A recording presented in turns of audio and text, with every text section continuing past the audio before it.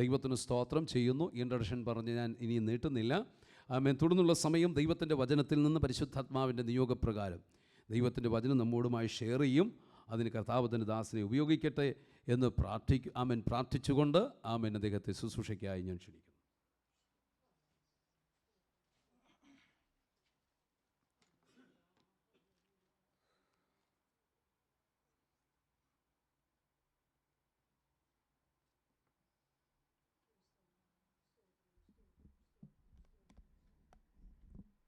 Price the Lord.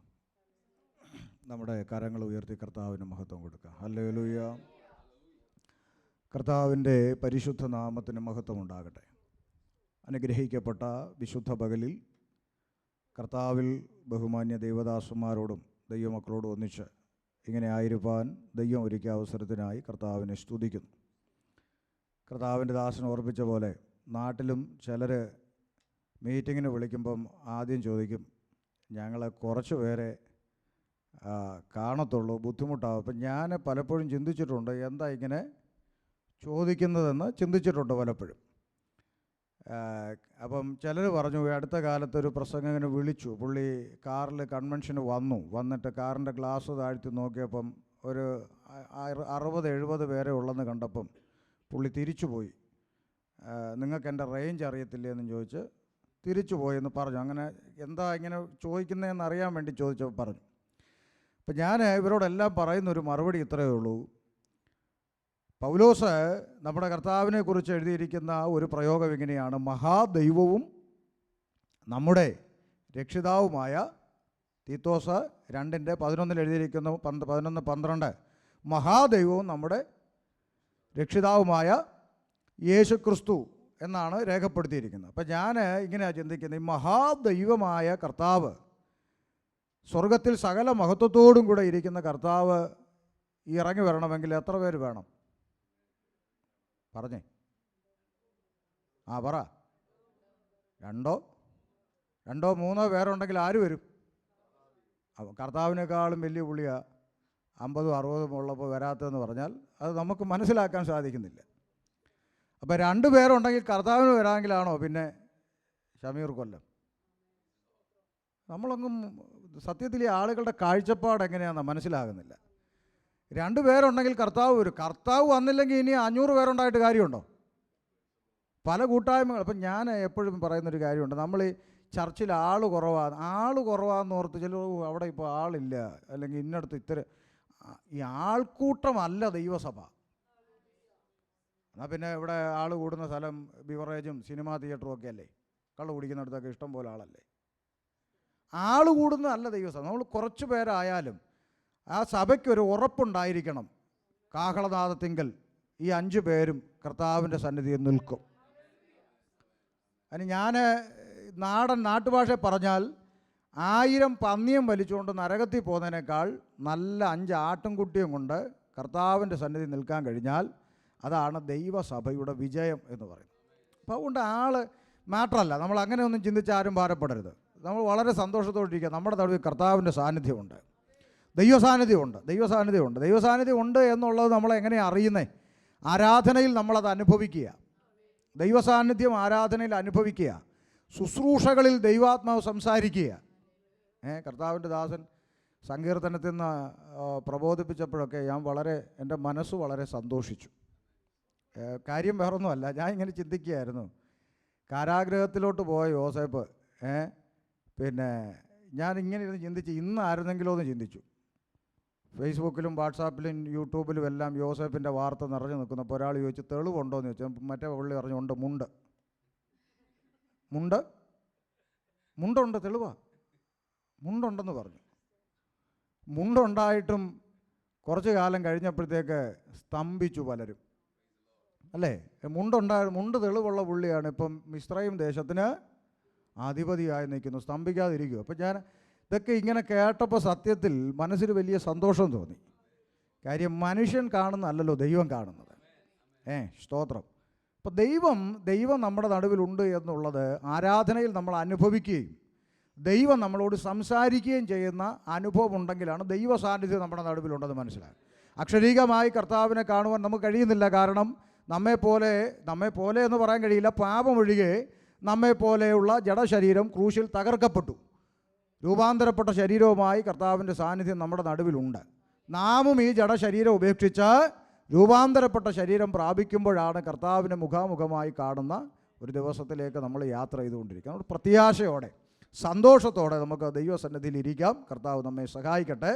മുഖപുരകൾക്കൊന്നും സമയമെടുക്കുന്നില്ല, കാരണം എനിക്ക് എത്ര സമയം കിട്ടിയാലും ദൈവവചനം സംസാരിക്കണമെന്ന് ഇഷ്ടപ്പെടുന്ന ഒരാൾ, ആവശ്യമില്ലാത്ത ചവറുകൾ പറഞ്ഞ് നേരം പോക്കുന്നതിനോടൊന്നും താല്പര്യമില്ലാത്ത ഒരാളാണ്. അതുകൊണ്ട് നമുക്ക് വേഗത്തിൽ ദൈവവചനത്തിലേക്ക് പോകാം. റോമാലേഖനം 5-ാം അധ്യായം 2-ാമത്തെ വാക്യം ഒന്നുറക്കെ ഒന്ന് വായിച്ച് നമുക്ക് കേൾക്കാം. റോമർ 5-ാം അധ്യായം 2-ാം വാക്യം. നാം നിൽക്കുന്ന ഈ കൃപയിലേക്ക് നമുക്ക് അവൻ മൂലം വിശ്വാസത്താൽ പ്രവേശനവും ലഭിച്ചിരിക്കുന്നു. മതി. നാം നിൽക്കുന്ന ഈ കൃപയിലേക്ക് ശ്രദ്ധിക്കുക. ഞാൻ എപ്പോഴും എൻ്റെ യൂട്യൂബിലും വീഡിയോയിലും ഒക്കെ ഞാൻ പറയുന്നൊരു കാര്യമുണ്ട്. ഞാൻ സംസാരിക്കുമ്പോൾ നിങ്ങൾ കയ്യിൽ എന്ത് ചെയ്യണം? വേദപുസ്തകം എടുക്കണം. ഞാൻ സംസാരിക്കുന്ന അങ്ങനെ തന്നെ ആണോ എന്ന് എന്ത് ചെയ്യണം? പരിശോധിക്കണം. ഷമീർ കൊല്ലം അല്ല അവസാനത്തെ വാക്ക്, ദൈവത്തിൻ്റെ വചനമാണ് അവസാനത്തെ വാക്ക്. അപ്പം നമ്മൾ ആര് പ്രസംഗിച്ചാലും നമ്മൾ വേദപുസ്തകം പരിശോധിച്ച് അതങ്ങനെ തന്നെയാണോ എന്ന് ഉറപ്പിച്ച്, ഇനി സംശയമുണ്ടെങ്കിൽ അതിൻ്റെ ഇണവാക്യം കണ്ടെത്തി വചനത്തെ വചനം കൊണ്ട് മനസ്സിലാക്കി വേണം നമ്മളത് സ്വീകരിക്കുവാനായിട്ട്. കാരണം വേദപുസ്തകം പറയുന്നു, യഹോവയുടെ പുസ്തകത്തിൽ അന്വേഷിച്ച് വായിച്ച് നോക്കുവിൻ, അതിലൊന്നും ഇണയില്ലാതിരിക്കുകയില്ല എന്നാണ് എഴുതിയിരിക്കുന്നത്. അതുപോലെ തന്നെ പൗലോസ് ശ്ലീഹ പറഞ്ഞു, ഏത് കാര്യവും 2 വാമൊഴിയാൽ ഉറപ്പാക്കാമെന്ന് പറഞ്ഞു. ഇപ്പോൾ 2 വാക്യങ്ങളുടെ അടിസ്ഥാനത്തിലെങ്കിലും കുറഞ്ഞ പക്ഷം നമ്മൾ പരിശോധിച്ച് വേണം വേദപുസ്തകത്തിൽ വചനത്തെ മനസ്സിലാക്കുവാനായിട്ട്. ഞാൻ പ്രതിസന്ധികളും പ്രതികൂലങ്ങളും വിശ്വാസ ജീവിതത്തിൽ കഴിഞ്ഞ 22 വർഷം കൃപയാൽ നിൽക്കാൻ ദൈവം ഇന്ന് വരെ സഹായിച്ചു. കഴിഞ്ഞ ചില കാലങ്ങളിൽ പ്രതിസന്ധി കടന്നു വന്നപ്പോൾ എന്നെ ഒത്തിരി സ്നേഹിക്കുന്ന ഒരു അമ്മ എൻ്റെ അടുക്ക വന്നിട്ട് ഇങ്ങനെ കണ്ണൊക്കെ നിറഞ്ഞിട്ട് പറഞ്ഞു, കൺവെൻഷൻ സ്ഥലത്ത് എന്നും പ്രാർത്ഥിക്കുന്നുണ്ട് മോനെ എന്നൊക്കെ പറഞ്ഞ് അടുത്ത് വന്നിട്ട് എൻ്റെ അടുത്ത് പറഞ്ഞു, വിട്ടു പോയേക്കല്ലേ എന്ന് പറഞ്ഞാൽ തിരിച്ച് പോയേക്കല്ലേ എന്ന് പറഞ്ഞു. അപ്പോൾ അമ്മയുടെ വിഷമം കൊണ്ട് പറഞ്ഞു. എന്നാലും ഞാൻ തിരിച്ച് ചോദിച്ചൊരു ചോദ്യമുണ്ട്, എവിടെ പോകണ്ടേ? ഇനി പോകാൻ വേറൊരു ദൈവമുണ്ടോ?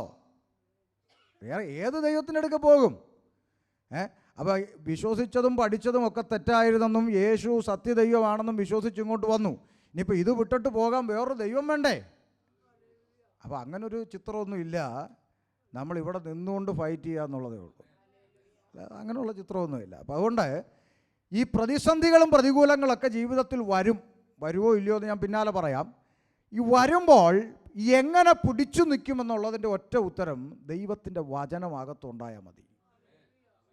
ഇന്ന് വേറെ ഒരു കുറുക്കു വഴിയും വേണ്ട.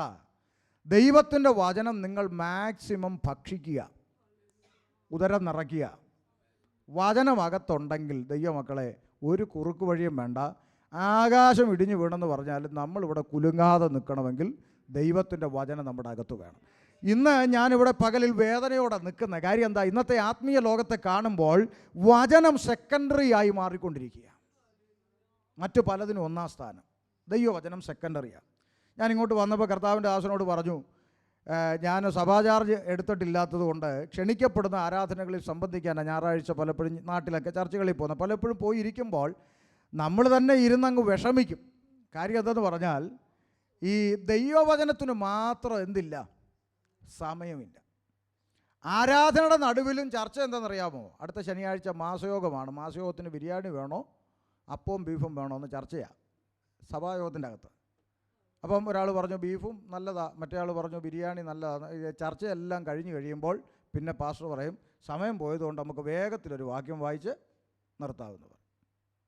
അപ്പം ദൈവവചനത്തിൻ്റെ സമയം അത് വളരെ ദുർലഭമായിക്കൊണ്ടിരിക്കുകയാണ്. അതുകൊണ്ട് നമ്മളിന്ന് പരമാവധി വചനത്തിലൂടെ സഞ്ചരിക്കാൻ പോവുകയാണ്. റോമാലേഖനം 5-ാം അധ്യായത്തിൽ ഇങ്ങനെ വായിക്കുന്നു, നാം നിൽക്കുന്ന ഈ കൃപയിലേക്ക് നമുക്ക് യേശു മൂലം വിശ്വാസത്താൽ പ്രവേശനം ലഭിച്ചിരിക്കുന്നു. അപ്പോൾ നമ്മൾ കൃപയാൽ നാം നിൽക്കുന്ന ഈ കൃപ, അതിന് മറ്റൊരു വാക്യം ഇണവാക്യമായി ഇങ്ങനെ പറയാം, കൃപയാലല്ലോ നാം വിശ്വാസം മൂലം. അപ്പോൾ 2 സ്ഥലത്തും നാം ഈ വിശ്വാസത്തിലേക്ക് പ്രവേശിക്കാൻ കാരണം ദൈവത്തിൻ്റെ കൃപയാണ്. 1 രൂപ മുടക്കിയില്ല, ഒരു നാണയത്തൂട്ട് ചിലവാക്കിയില്ല, ഒരു മെഴുകുതിരി കത്തിച്ചില്ല.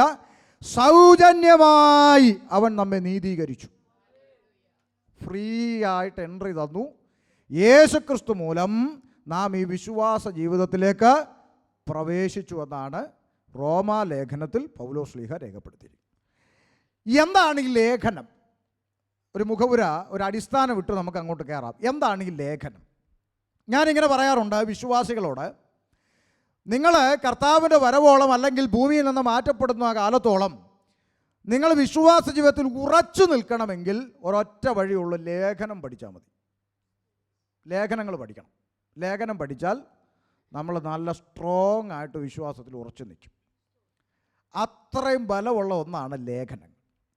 ഈ ലേഖനങ്ങൾ ആരോടാണ് സംസാരിക്കുന്നത്, അല്ലെങ്കിൽ ലേഖനത്തിൻ്റെ പശ്ചാത്തലം എന്താണെന്ന് ഞാനൊന്ന് ഓടിച്ചു പറയാം, മനസ്സിലാക്കണമല്ലോ. നമ്മുടെ കർത്താവായ യേശു ക്രിസ്തു നമുക്ക് വേണ്ടി മരിച്ചു, അടക്കപ്പെട്ട്, ഉയർത്തെഴുന്നേറ്റ് സ്വർഗാരോഹണം ചെയ്ത് ശിഷ്യഗണത്തിന് അന്ത്യകൽപ്പന കൈമാറി പരിശുദ്ധാത്മാവിനെ പ്രാപിപ്പാൻ ആലോചന പറഞ്ഞു. ശിഷ്യഗണം ഒലിവുമല വിട്ട് യെരുശലേമിലേക്ക് ചെന്നു. അവർ പാർത്ത മാളികമുറിയിലേക്ക് വാങ്ങിപ്പോയി. അവരവിടെ പ്രാർത്ഥിച്ചുകൊണ്ടിരിക്കുമ്പോൾ പെന്തക്കോസ്ത് പെരുന്നാൾ ദിവസം വന്നപ്പോൾ പരിശുദ്ധാത്മാവിൻ്റെ അത്യന്ത ശക്തി അവരുടെ മേൽ ഇറങ്ങി വന്നു. എല്ലാവരും പരിശുദ്ധാത്മാവ് നിറഞ്ഞവരായി. അവരാത്മാവിൽ ആരാധിച്ച അനന്തരം ആത്മാവ് നിറഞ്ഞവനായി ഒരാൾ പ്രസംഗിക്കാൻ എഴുന്നേറ്റ് നിന്നു. ആര്? പത്രോസ് ശ്ലീഹ പ്രസംഗിക്കാനുണ്ട്. പത്രോസ് ശ്ലീഹ പരിശുദ്ധാത്മാവിൽ നിറഞ്ഞ ഒരു പ്രസംഗം അങ്ങോട്ട് നടത്തി. ആത്മാവിൽ നിറഞ്ഞ് പ്രസംഗിച്ചപ്പോൾ 2:37 വാക്യത്തിൽ രേഖപ്പെടുത്തിയിരിക്കുന്നു. വായിച്ച്, അപ്പോസ്തല പ്രവൃത്തി 2:37. പത്രോസ് ശ്ലീഹായുടെ ആത്മാവിൽ നിറഞ്ഞുള്ള പ്രസംഗം കേട്ടപ്പോൾ കേട്ടവർക്ക് എന്ത് സംഭവിച്ചു എന്നാണ് 37. വായിച്ച്. അപ്പോൾ ബൈബിളിൽ എഴുതിയിരിക്കുന്ന യേശു വാഗ്ദത്തം ചെയ്ത പിതാവിങ്കിൽ നിന്ന് പുറപ്പെട്ട ബൈബിളിലെ പരിശുദ്ധാത്മാവ് നിറഞ്ഞവൻ ആ ആത്മാവിൽ നിറഞ്ഞ് പ്രസംഗിച്ചാൽ കേട്ടവർക്ക് എന്താ കൊള്ളുന്നത്? ഇക്കിളിയാണോ? പറ. കുത്താ കൊള്ളുന്നത്. അപ്പോൾ ഇക്കിളി കൊള്ളുന്ന ആത്മാവൊന്നും പരിശുദ്ധാത്മാവ് അല്ല. മനുഷ്യനെ സന്തോഷിപ്പിക്കാൻ വേണ്ടി പറയുന്ന ആത്മാവൊന്നും പരിശുദ്ധാത്മാവല്ല. പരിശുദ്ധാത്മാവ് പത്രോസ് ശ്ലീഹായിലുണ്ടായിരുന്ന ആത്മാവ്. ആ ആത്മാവിൽ നിറഞ്ഞ് അദ്ദേഹം പ്രസംഗിച്ചപ്പോൾ അത് കേട്ടവരുടെ ഹൃദയത്തിൽ കുത്തുകൊണ്ടെന്ന് പറഞ്ഞാൽ ഇരുവായ്ത്തലയുള്ള ഏതു വാളിനേക്കാളും മൂർച്ചയേറിയതും സദ്യമജ്ജമാംസങ്ങളെ വേർപിടിവിക്കും വരെ തുളച്ചകത്തോട്ട് കയറുന്ന വചനം അകത്ത് തുളച്ച് കയറിയപ്പോൾ എന്തുകൊണ്ടു? കുത്തുകൊണ്ടവരെല്ലാം കൂടെ കമ്മിറ്റി കൂടി ഉപദേശിയുടെ കൊങ്ങായ്ക്ക് പിടിച്ചെന്നാണോ? അല്ല. കുത്തുകൊണ്ടവർ നിലവിളിക്കുക ചെയ്യുന്നത്. അവർ കുത്തുകൊണ്ട് ചോദിച്ചു, സഹോദരന്മാരെ ഞങ്ങൾ എന്താ ചെയ്യേണ്ടതെന്ന് ചോദിച്ചു. പത്രോസ് അവരോട് പറഞ്ഞു, നിങ്ങൾ എന്ത് ചെയ്യണം? മാനസാന്തരപ്പെടണം. അപ്പോൾ വചന കേൾവി ഒരു വ്യക്തിയിൽ എന്തുളവാക്കണം? മാനസാന്തരമുള്ള. അപ്പോൾ നമ്മൾ ചോദിക്കും, മാനസാന്തരപ്പെട്ട് സ്നാനപ്പെട്ട് പെന്തിക്കോസി വന്നിരിക്കാൻ ഞങ്ങൾ ഇനിയും മാനസാന്തരപ്പെടണം. രക്ഷിക്കപ്പെട്ട് സ്നാനപ്പെട്ട് ആത്മനിറവിൽ ആരാധിക്കുന്നവർ ഓരോ ദിവസവും അനുദിനവും മാനസാന്തരപ്പെടണം. എല്ലാ ദിവസവും മാനസാന്തരത്തിലൂടെ പുതുക്കം പ്രാപിച്ചാണ് നാം മുന്നോട്ട് പോയിക്കൊണ്ടിരിക്കുന്നത്. ആമേൻ. അതിൻ്റെ വിശദാംശങ്ങൾ പിന്നാലെ തരാം. അപ്പോൾ മാനസാന്തരപ്പെട്ട് സ്നാനമേൽക്കാൻ പറഞ്ഞു. അവൻ്റെ വാക്ക് കൈക്കൊണ്ടവർ സ്നാനമേറ്റു. അന്ന് 3000-ഓളം പേർ അവരോട് ചേർന്നു. അപ്പോൾ ഞാൻ ഒരിക്കൽ പ്രസംഗിച്ചപ്പോൾ നാട്ടിലിങ്ങനെ പറഞ്ഞു, വേദപുസ്തകത്തിൽ മെഗാ ചർച്ച ഇല്ല. വേദപുസ്തകത്തിൽ മെഗാ ചർച്ച് ഇല്ല. നമ്മൾ പല ചർച്ചയിലും പ്രാർത്ഥിക്കർത്താവ് ഞങ്ങളുടെ ഈ ചർച്ചിനെ ഈ ടൗൺ ചർച്ചാക്കി മെഗാ ചർച്ചാക്കി മാറ്റണം എന്നൊക്കെ പ്രാർത്ഥിക്കാറുണ്ട്. ഇതൊന്നും കഥയൊന്നുമില്ല. വേദപുസ്തകത്തിൽ മെഗാ ചർച്ചൊന്നുമില്ല. ചെറിയ കൂട്ടമേ ഭയപ്പെടണ്ട, അങ്ങനെയാണ് പറഞ്ഞത്. അപ്പോൾ ഇത് പറയാൻ കാര്യം, അങ്ങനെ പറഞ്ഞു കഴിഞ്ഞപ്പോൾ ഒരാൾ വന്നിട്ട് ചോദിച്ചു, പാസ്റ്ററെ അപ്പോസ്തല പ്രവൃത്തിയിൽ പത്രോസ് ശ്ലീഹ പ്രസംഗിച്ചു കഴിഞ്ഞപ്പോൾ അവിടെ എത്ര പേര് സ്നാനപ്പെട്ടു? 3000 പേർ. അപ്പോൾ അത് വലിയ ചർച്ചല്ലേ എന്നാണ് പുള്ളി ഉദ്ദേശിച്ചത്. പുള്ളി വിചാരിച്ചത് ഈ 3000 പേരെയും കൂടെ അവിടെ ഇരുത്തി ഒരു പാസ്റ്ററെയാക്കി സ്വത്രാഴ്ച മേടിച്ചിരുന്നെന്നാണ് പുള്ളിയുടെ ചിന്ത. അങ്ങനല്ല. പല സ്ഥലങ്ങളിൽ നിന്ന് അവിടെ പെരുന്നാൾ കൂടാൻ വന്ന ആളുകളാണ് അവിടെ രക്ഷിക്കപ്പെട്ട് സ്നാനപ്പെട്ട് അവരെല്ലാം അവരവരുടെ സ്ഥലങ്ങളിൽ തിരിച്ചു പോവുകയും പോയിടത്തെല്ലാം കൂട്ടായ്മകൾ ആരംഭിക്കുകയും ചെയ്തു എന്നുള്ളതാണ് ചരിത്രം. അല്ലാതെ 3000 പേരെ അവിടെ ആക്കി ഒരു പാസ്റ്ററെ ആക്കി വെച്ച് പുള്ളി 3000 പേരുടെയും സ്വത്രകാഴ്ച മേടിച്ചുകൊണ്ട് അവിടെ ഇരുന്നെന്നൊന്നും അല്ല. അപ്പോൾ ഇത് അറിവില്ലായ്മ കൊണ്ട് പറയുന്നത്. എന്നാൽ മെഗാ ചർച്ച് വേദപുസ്തകത്തിൽ ഉണ്ടോ എന്ന് ചോദിച്ചാൽ ഉണ്ട്. ഭൂമിയിലല്ല.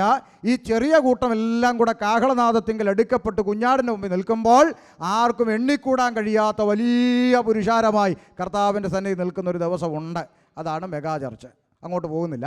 അപ്പോൾ ആമേൻ, അവരെ സ്നാനമേറ്റ് കർത്താവിനോട് ചേർന്നു. അവർ അപ്പം നുറുക്കി കൂട്ടായ്മ ആചരിച്ച് അങ്ങനെ പോയി. അതിൻ്റെ 47-ാം വാക്യത്തിലെത്തിയപ്പോൾ ഇങ്ങനെ രേഖപ്പെടുത്തി, കർത്താവ് രക്ഷിക്കപ്പെടുന്നവരെ ദിനം പ്രതി. അപ്പോൾ ഞാൻ എൻ്റെ സഭയെ പണിയും, പാതാള ഗോപുരങ്ങൾ അതിനെ ജയിക്കില്ലെന്ന കർത്താവിൻ്റെ അരുളപ്പാട് നിവർത്തിയായിക്കൊണ്ട് പുതിയ നിയമസഭ അവിടെ ആരംഭം കുറിച്ചു. സഭ എന്ന് പറഞ്ഞാൽ IPC ആണോ? സഭ അല്ല. AG ആണോ? സഭ അല്ല. ചർച്ച് ഓഫ് ഗോഡ് ആണോ? സഭ അല്ല. ഷാരോൺ ആണോ? സഭ അല്ല. ശാലേം ആണോ? സഭ അല്ല. ഇതെല്ലാം സംഘടനകളാണ്. IPC സഭയല്ല, ചർച്ചകോട് സഭയല്ല, Sharon സഭയല്ല, AG സഭയല്ല. ഇതെല്ലാം സംഘടനകളാണ്. പക്ഷേ ഈ സംഘടനയ്ക്കകത്തെല്ലാം എന്തുണ്ട്? സഭയുണ്ട്. AGക്കകത്ത് സഭയുണ്ട്, IPCക്കകത്ത് സഭയുണ്ടെന്ന് പറഞ്ഞാൽ രക്ഷിക്കപ്പെട്ടവരുടെ കൂട്ടമാണ് സഭ. അപ്പോൾ യഥാർത്ഥമായി രക്ഷിക്കപ്പെട്ടവർ IPCക്കകത്തുണ്ട്, AGക്കകത്തുണ്ട്, ഷാരോണിൻ്റെ അകത്തുണ്ട്, പിന്നെ ചർച്ചകോടിൻ്റെ അകത്തുണ്ട്. അതാ സഭ. എന്ന് വെച്ച് ഈ IPC എല്ലാം സഭയാണോ? അല്ല. കാരണം അതിൻ്റെ അകത്ത് തന്നെ കസേരയ്ക്ക് അടിക്കുന്നവനില്ലേ? ഉണ്ട്. രാഷ്ട്രീയം കളിക്കുന്നവനില്ലേ? ഉണ്ട്. ഇതൊന്നും സഭയല്ല. പക്ഷെ അതിൻ്റെ അകത്ത് ഇതിലൊന്നും ഇടപെടാതെ ഞായറാഴ്ച ദൈവത്തെ ആരാധിക്കാൻ കടന്നുപോയി, കർത്താവിനെ ആരാധിച്ച് കർത്താവിൻ്റെ വരവിനായി കാത്തിരുന്ന് വിശുദ്ധിയും വേർപാടും സൂക്ഷിച്ച് കുറുകി ചരങ്ങി കാത്തിരിക്കുന്ന കുറുപ്രാവിനെ പോലെ കർത്താവിൻ്റെ വരവിനായി കാത്തിരിക്കുന്ന ഒരു കൂട്ടം എല്ലാ സംഘടനയ്ക്കകത്തുമുണ്ട്. അതാണ് സഭ. കാഹളനാദം മുഴങ്ങുമ്പോൾ ഈ സഭയാണ് എടുക്കപ്പെടുന്നത്, സംഘടനയല്ല. നമ്മൾ മനസ്സിലാക്കണം. അതുകൊണ്ടാണ് ഈ സംഘടനാ സ്പിരിറ്റ് എന്ന് പറഞ്ഞ ഭൂതം ഒരുത്തനെയും ഭരിക്കരുതെന്ന് പറയുന്നത്. കണ്ടിട്ടില്ലേ? ചില ആളുകൾ ഗൾഫിൽ പോവുക, നാട്ടിൽ IPC, ഗൾഫിൽ ചെന്ന് കഴിഞ്ഞാൽ ഞായറാഴ്ച IPC തപ്പി അടുത്ത് വേറെ IPC ഇല്ലെങ്കിൽ പുള്ളി പോവുകയില്ല. AGക്കാരനാണ്, AG തപ്പി. ഒന്നും ശരിയായ കാഴ്ചപ്പാടല്ലത്. രക്ഷിക്കപ്പെട്ട ദൈവകുഞ്ഞുങ്ങൾ ആരാധിക്കുന്നിടത്ത് പോയി ആരാധിക്കുക എന്നുള്ളത് ഉള്ളൂ. പിന്നെ നാട്ടിലൊക്കെ നമ്മൾ ഈ മെമ്പർഷിപ്പ് എടുക്കുക എന്തിനാ? സ്വർഗത്തിൽ പോകാനല്ല, ചത്താ കുഴിച്ചിടാനാ. റോഡിൽ വെച്ചുകൊണ്ടിരിക്കാൻ പറ്റത്തില്ല, ചത്താ കുഴിച്ചിടണം. പിന്നെ കൊച്ചിൻ്റെ കല്യാണം വന്നാൽ നടത്താൻ ഒരു സഭ. അത്രയൊക്കെ ഉള്ളൂ. ഭൗതികമായ ചില കാര്യങ്ങളുമായി ബന്ധപ്പെട്ട നമ്മളിതൊക്കെ ചെയ്യുന്നതല്ല. ഇതിനൊന്നും വേദപുസ്തക അടിസ്ഥാനത്തിൽ സംഘടനയല്ല സഭ. രക്ഷിക്കപ്പെട്ട ദൈവമക്കളുടെ കൂട്ടമാണ് സഭ എന്ന് പറയുന്നത്. പോട്ടെ, വിഷയം അതല്ലാത്തതുകൊണ്ട് അവിടെ വിടുക. അപ്പോൾ കർത്താവ് രക്ഷിക്കപ്പെടുന്നവരെ ദിനം പ്രതി സഭയോട് ചേർത്തുകൊണ്ടിരുന്നു. ഇത്രയും കാര്യം നമുക്കെല്ലാം അറിവുള്ളതാണ്. എന്നാൽ പിന്നീട് എന്തു സംഭവിച്ചു എന്നുള്ളത് പഠിക്കുമ്പോൾ അപ്പോസ്തലന്മാർ പിന്നെയും പുറപ്പെട്ടു പോയി കർത്താവിനെ പ്രസംഗിച്ചു. പോയ ഇടത്തെല്ലാം കർത്താവ് അവരോട് കൂടെ ഇരുന്ന് അത്ഭുതങ്ങളാലും അടയാളങ്ങളാലും വിവിധ വീര്യപ്രവൃത്തികളാലും അവർ പ്രസംഗിച്ച വചനത്തെ ദൈവം ഉറപ്പിച്ചു. ഇതിനൊന്നും നമുക്ക് എതിർപ്പില്ല. അത് അന്ന് നടന്നതല്ലേ, ഇന്നൊക്കെ അത് നടക്കുമെന്ന് ചോദിച്ചാൽ അന്നും നടക്കും, ഇന്നും നടക്കും, ദൈവമുള്ള കാലത്തോളം നടക്കും. എന്താ കാര്യം? ദൈവം ഇന്നലെയും ഇന്നും എന്നേക്കും. അപ്പം ദൈവം അനന്യനാണെങ്കിൽ ദൈവപ്രവൃത്തി എന്താണ്? അനന്യമാണ്. ഇപ്പം നമ്മുടെ ഒരു അപ്പച്ചനോട് പറ, അപ്പച്ച ഞങ്ങളുടെ കൺവെൻഷൻ്റെ ഫ്ലയർ ഇവിടുത്തെ മതലിൻ്റെ മേലെ കയറി ഒന്ന് വലിച്ചു കെട്ടിയെന്ന് പറഞ്ഞാൽ അപ്പച്ചൻ ചിരിച്ചുകൊണ്ട് പറയും, കളിയാക്കണ്ടടാവേ, പണ്ടൊക്കെ കുറേ കെട്ടിയതാ, ഇപ്പോൾ പണ്ടത്തെ പോലെ ഒന്നും ഒക്കുന്നില്ലടാവേ, വയസ്സായില്ലയോ എന്ന് പറയും. നമ്മൾ ദൈവത്തോട് പ്രാർത്ഥിച്ച് മോശയുടെ കാലം തൊട്ട് എന്തെല്ലാം അത്ഭുതം ചെയ്ത ദൈവമാണ്, കർത്താവേ നീ എന്നെ സൗഖ്യമാക്കുമെന്ന് ചോദിക്കുമ്പോൾ ദൈവം പറയുമോ, ഓ ആ കാലത്തൊക്കെ ഒത്തിരി ചെയ്തടാവേ, പണ്ടത്തെ പോലെ ഒന്നും ഏൽക്കുന്നില്ല, വയസ്സായില്ലയോ എന്ന് പറയുന്നൊരു ദൈവമാണോ? അല്ല. ദൈവം ഇന്നലെയും ഇന്നും എന്നേക്കും അനന്യനാണെങ്കിൽ ദൈവപ്രവൃത്തി അനന്യമാണ്. ഇന്നും ദൈവം പ്രവർത്തിക്കാൻ കഴിവുള്ളവൻ തന്നെയാണ്, അതിലാർക്കും സംശയമില്ല. പക്ഷേ പെന്തക്കോസ്തുകാർക്ക് മനസ്സിലാക്കേണ്ടുന്ന ചില പഠനങ്ങളില്ലാത്തതാണ് ഇവിടുത്തെ പരാജയം. എന്താണ്? അന്ന് ദൈവം അത്ഭുതങ്ങളാലും അടയാളങ്ങളാലും വീര്യപ്രവൃത്തികളാലും അവർ പ്രസംഗിച്ച വചനത്തെ ഉറപ്പിച്ചു എന്നല്ലേ, അവർ സംസാരിച്ച വചനത്തെ ഉറപ്പിച്ചെന്നല്ലേ. അപ്പോൾ അവിടെ നടന്ന മുഴുവൻ അത്ഭുതങ്ങളും അടയാളങ്ങളും എന്തിനു വേണ്ടിയായിരുന്നു? സംസാരിച്ച വചനത്തെ ദേശത്തിൻ്റെ മുമ്പിൽ ശരിയാണെന്ന് ഉറപ്പിക്കുക എന്നുള്ളതായിരുന്നു ദൈവത്തിൻ്റെ പ്രവൃത്തി. 1. 2, ഇനി ഈ അത്ഭുതങ്ങളും അടയാളങ്ങളും ഒക്കെ ദൈവം ചെയ്തത് ആരുടെ നടുവിൽ എന്തിനു വേണ്ടി എന്നുള്ളതൊന്നും നമ്മൾ ആരും പഠിക്കാൻ മെനക്കെടുന്നില്ല. ആരുടെ നടുവിൽ എന്തിനു വേണ്ടി? ഒന്നാമത്തെ ചോദ്യം ആരുടെ നടുവിൽ? ഉത്തരം യഹൂദൻ്റെ. യേശുവിനെ വാഗ്ദത്ത മശിഹയായി അംഗീകരിക്കാതെ അവനെ ക്രൂശിക്ക എന്ന് നിലവിളിച്ച യഹൂദൻ്റെയും യഹൂദനല്ലാത്ത സകലരെയും ബൈബിൾ വിളിച്ചിരിക്കുന്നത് എന്താ? ജാതികൾ എന്ന പ്രയോഗമാണ് നമ്മൾ കാണുന്നത്. അപ്പോൾ യഹൂദൻ്റെയും ജാതികളുടെയും മുമ്പിൽ അപ്പോസ്തലന്മാർ പ്രസംഗിച്ചു. എന്തായിരുന്നു അവരുടെ പ്രസംഗ വിഷയം? ബിസിനസ് തകർച്ചയോ? ഭാരപ്പെടണ്ട. കടഭാരമോ? സങ്കടപ്പെടണ്ട.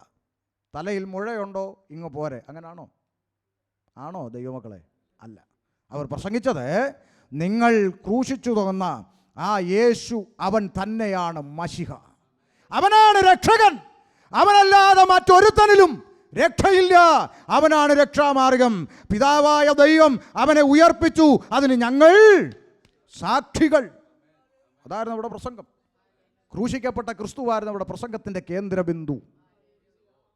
ഇന്ന് പല പ്രസംഗവും കാണുമ്പോൾ സങ്കടപ്പെടുക, യേശു എന്നൊരു മരുന്നിന് പോലും ചുമ്മാ പറയുകയില്ല, പകരം എന്തെല്ലാം പറയുന്നു. ടച്ച്, ഫയർ, തൊടുന്നു, പിടിച്ചോ, ഫ്ലഷ് ഇതാ കിടക്കുന്നു, എല്ലാം നെഞ്ചത്തടിച്ച് തലതല്ലിയൊക്കെ വീഴുന്നുണ്ട്. പക്ഷേ ഒരു മരുന്നിന് പോലും യേശു വരുന്നു എന്ന് കേൾക്കുന്നില്ല. കർത്താവാണ് രക്ഷകനെന്ന് പറയുന്നില്ല.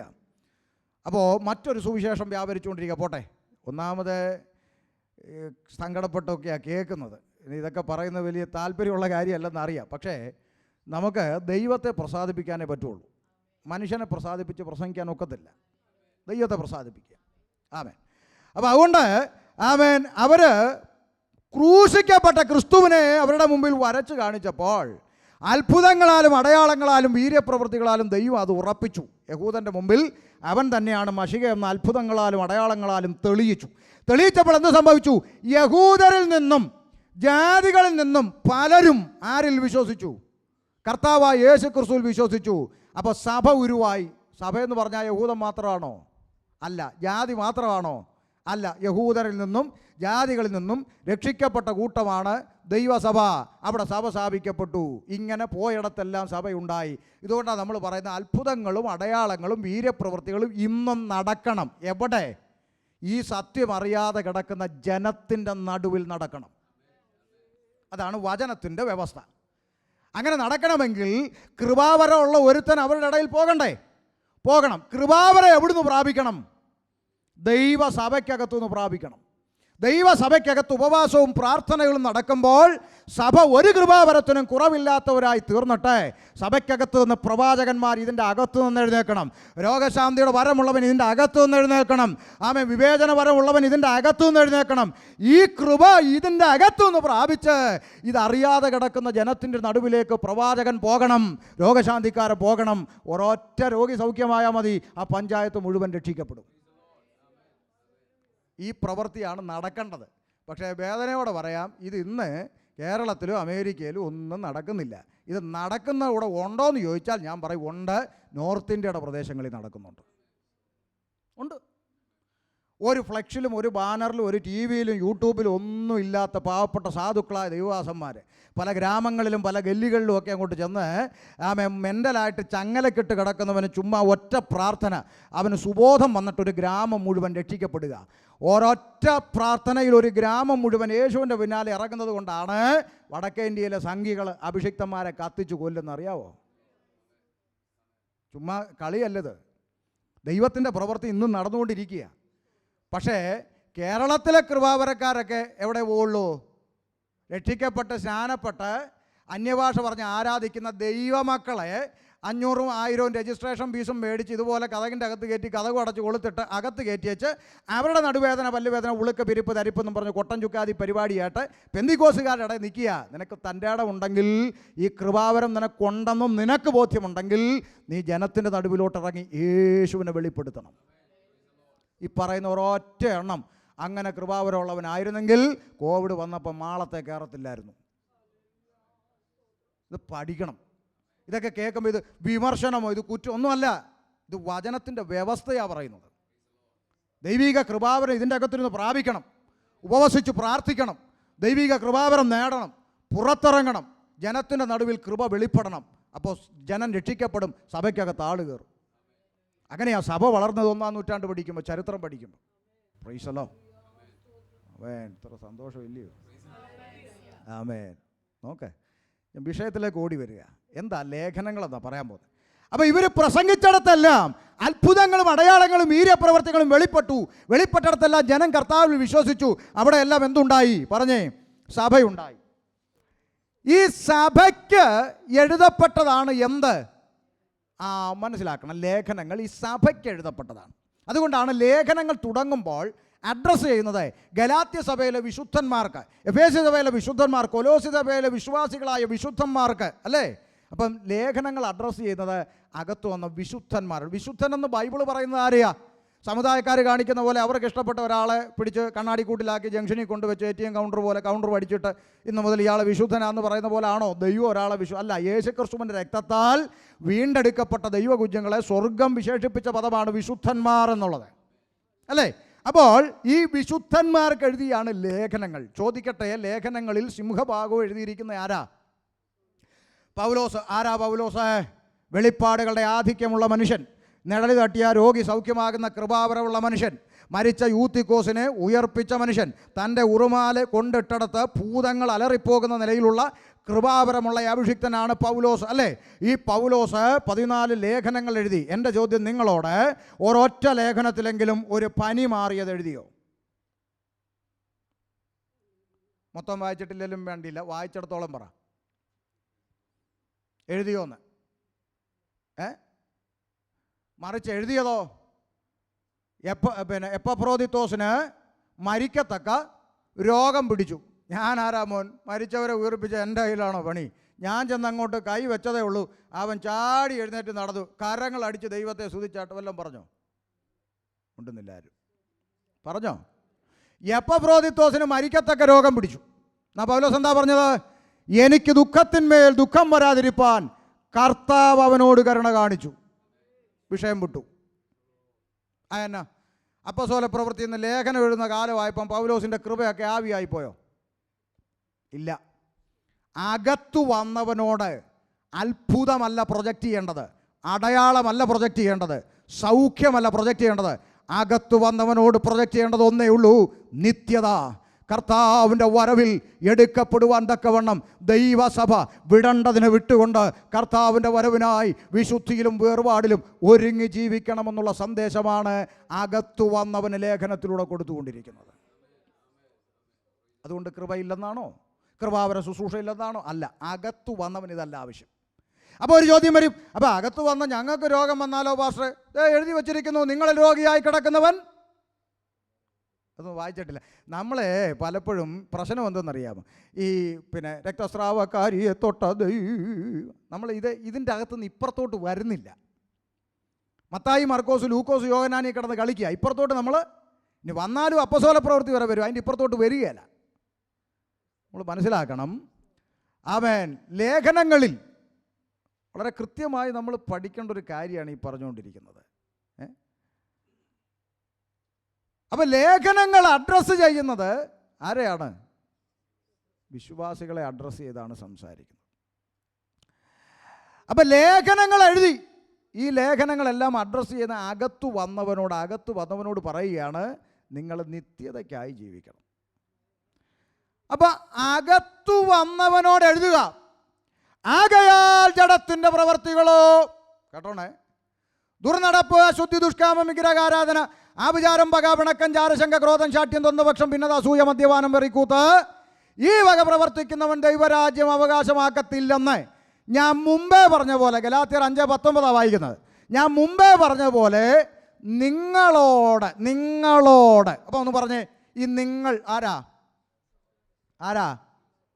രക്ഷിക്കപ്പെട്ട് സ്നാനപ്പെട്ട് അന്യഭാഷ പറഞ്ഞ് 2 തമ്പേർ അടിച്ചു പൊട്ടിച്ച് 3ാമത്തെ കുമ്പനാട്ട് പോയി മേടിച്ച ടീമുകളാണ്. അവരോട് പറയുകയാണ്, ഞാൻ നിങ്ങളോട് പിന്നെയും പറയുന്നു.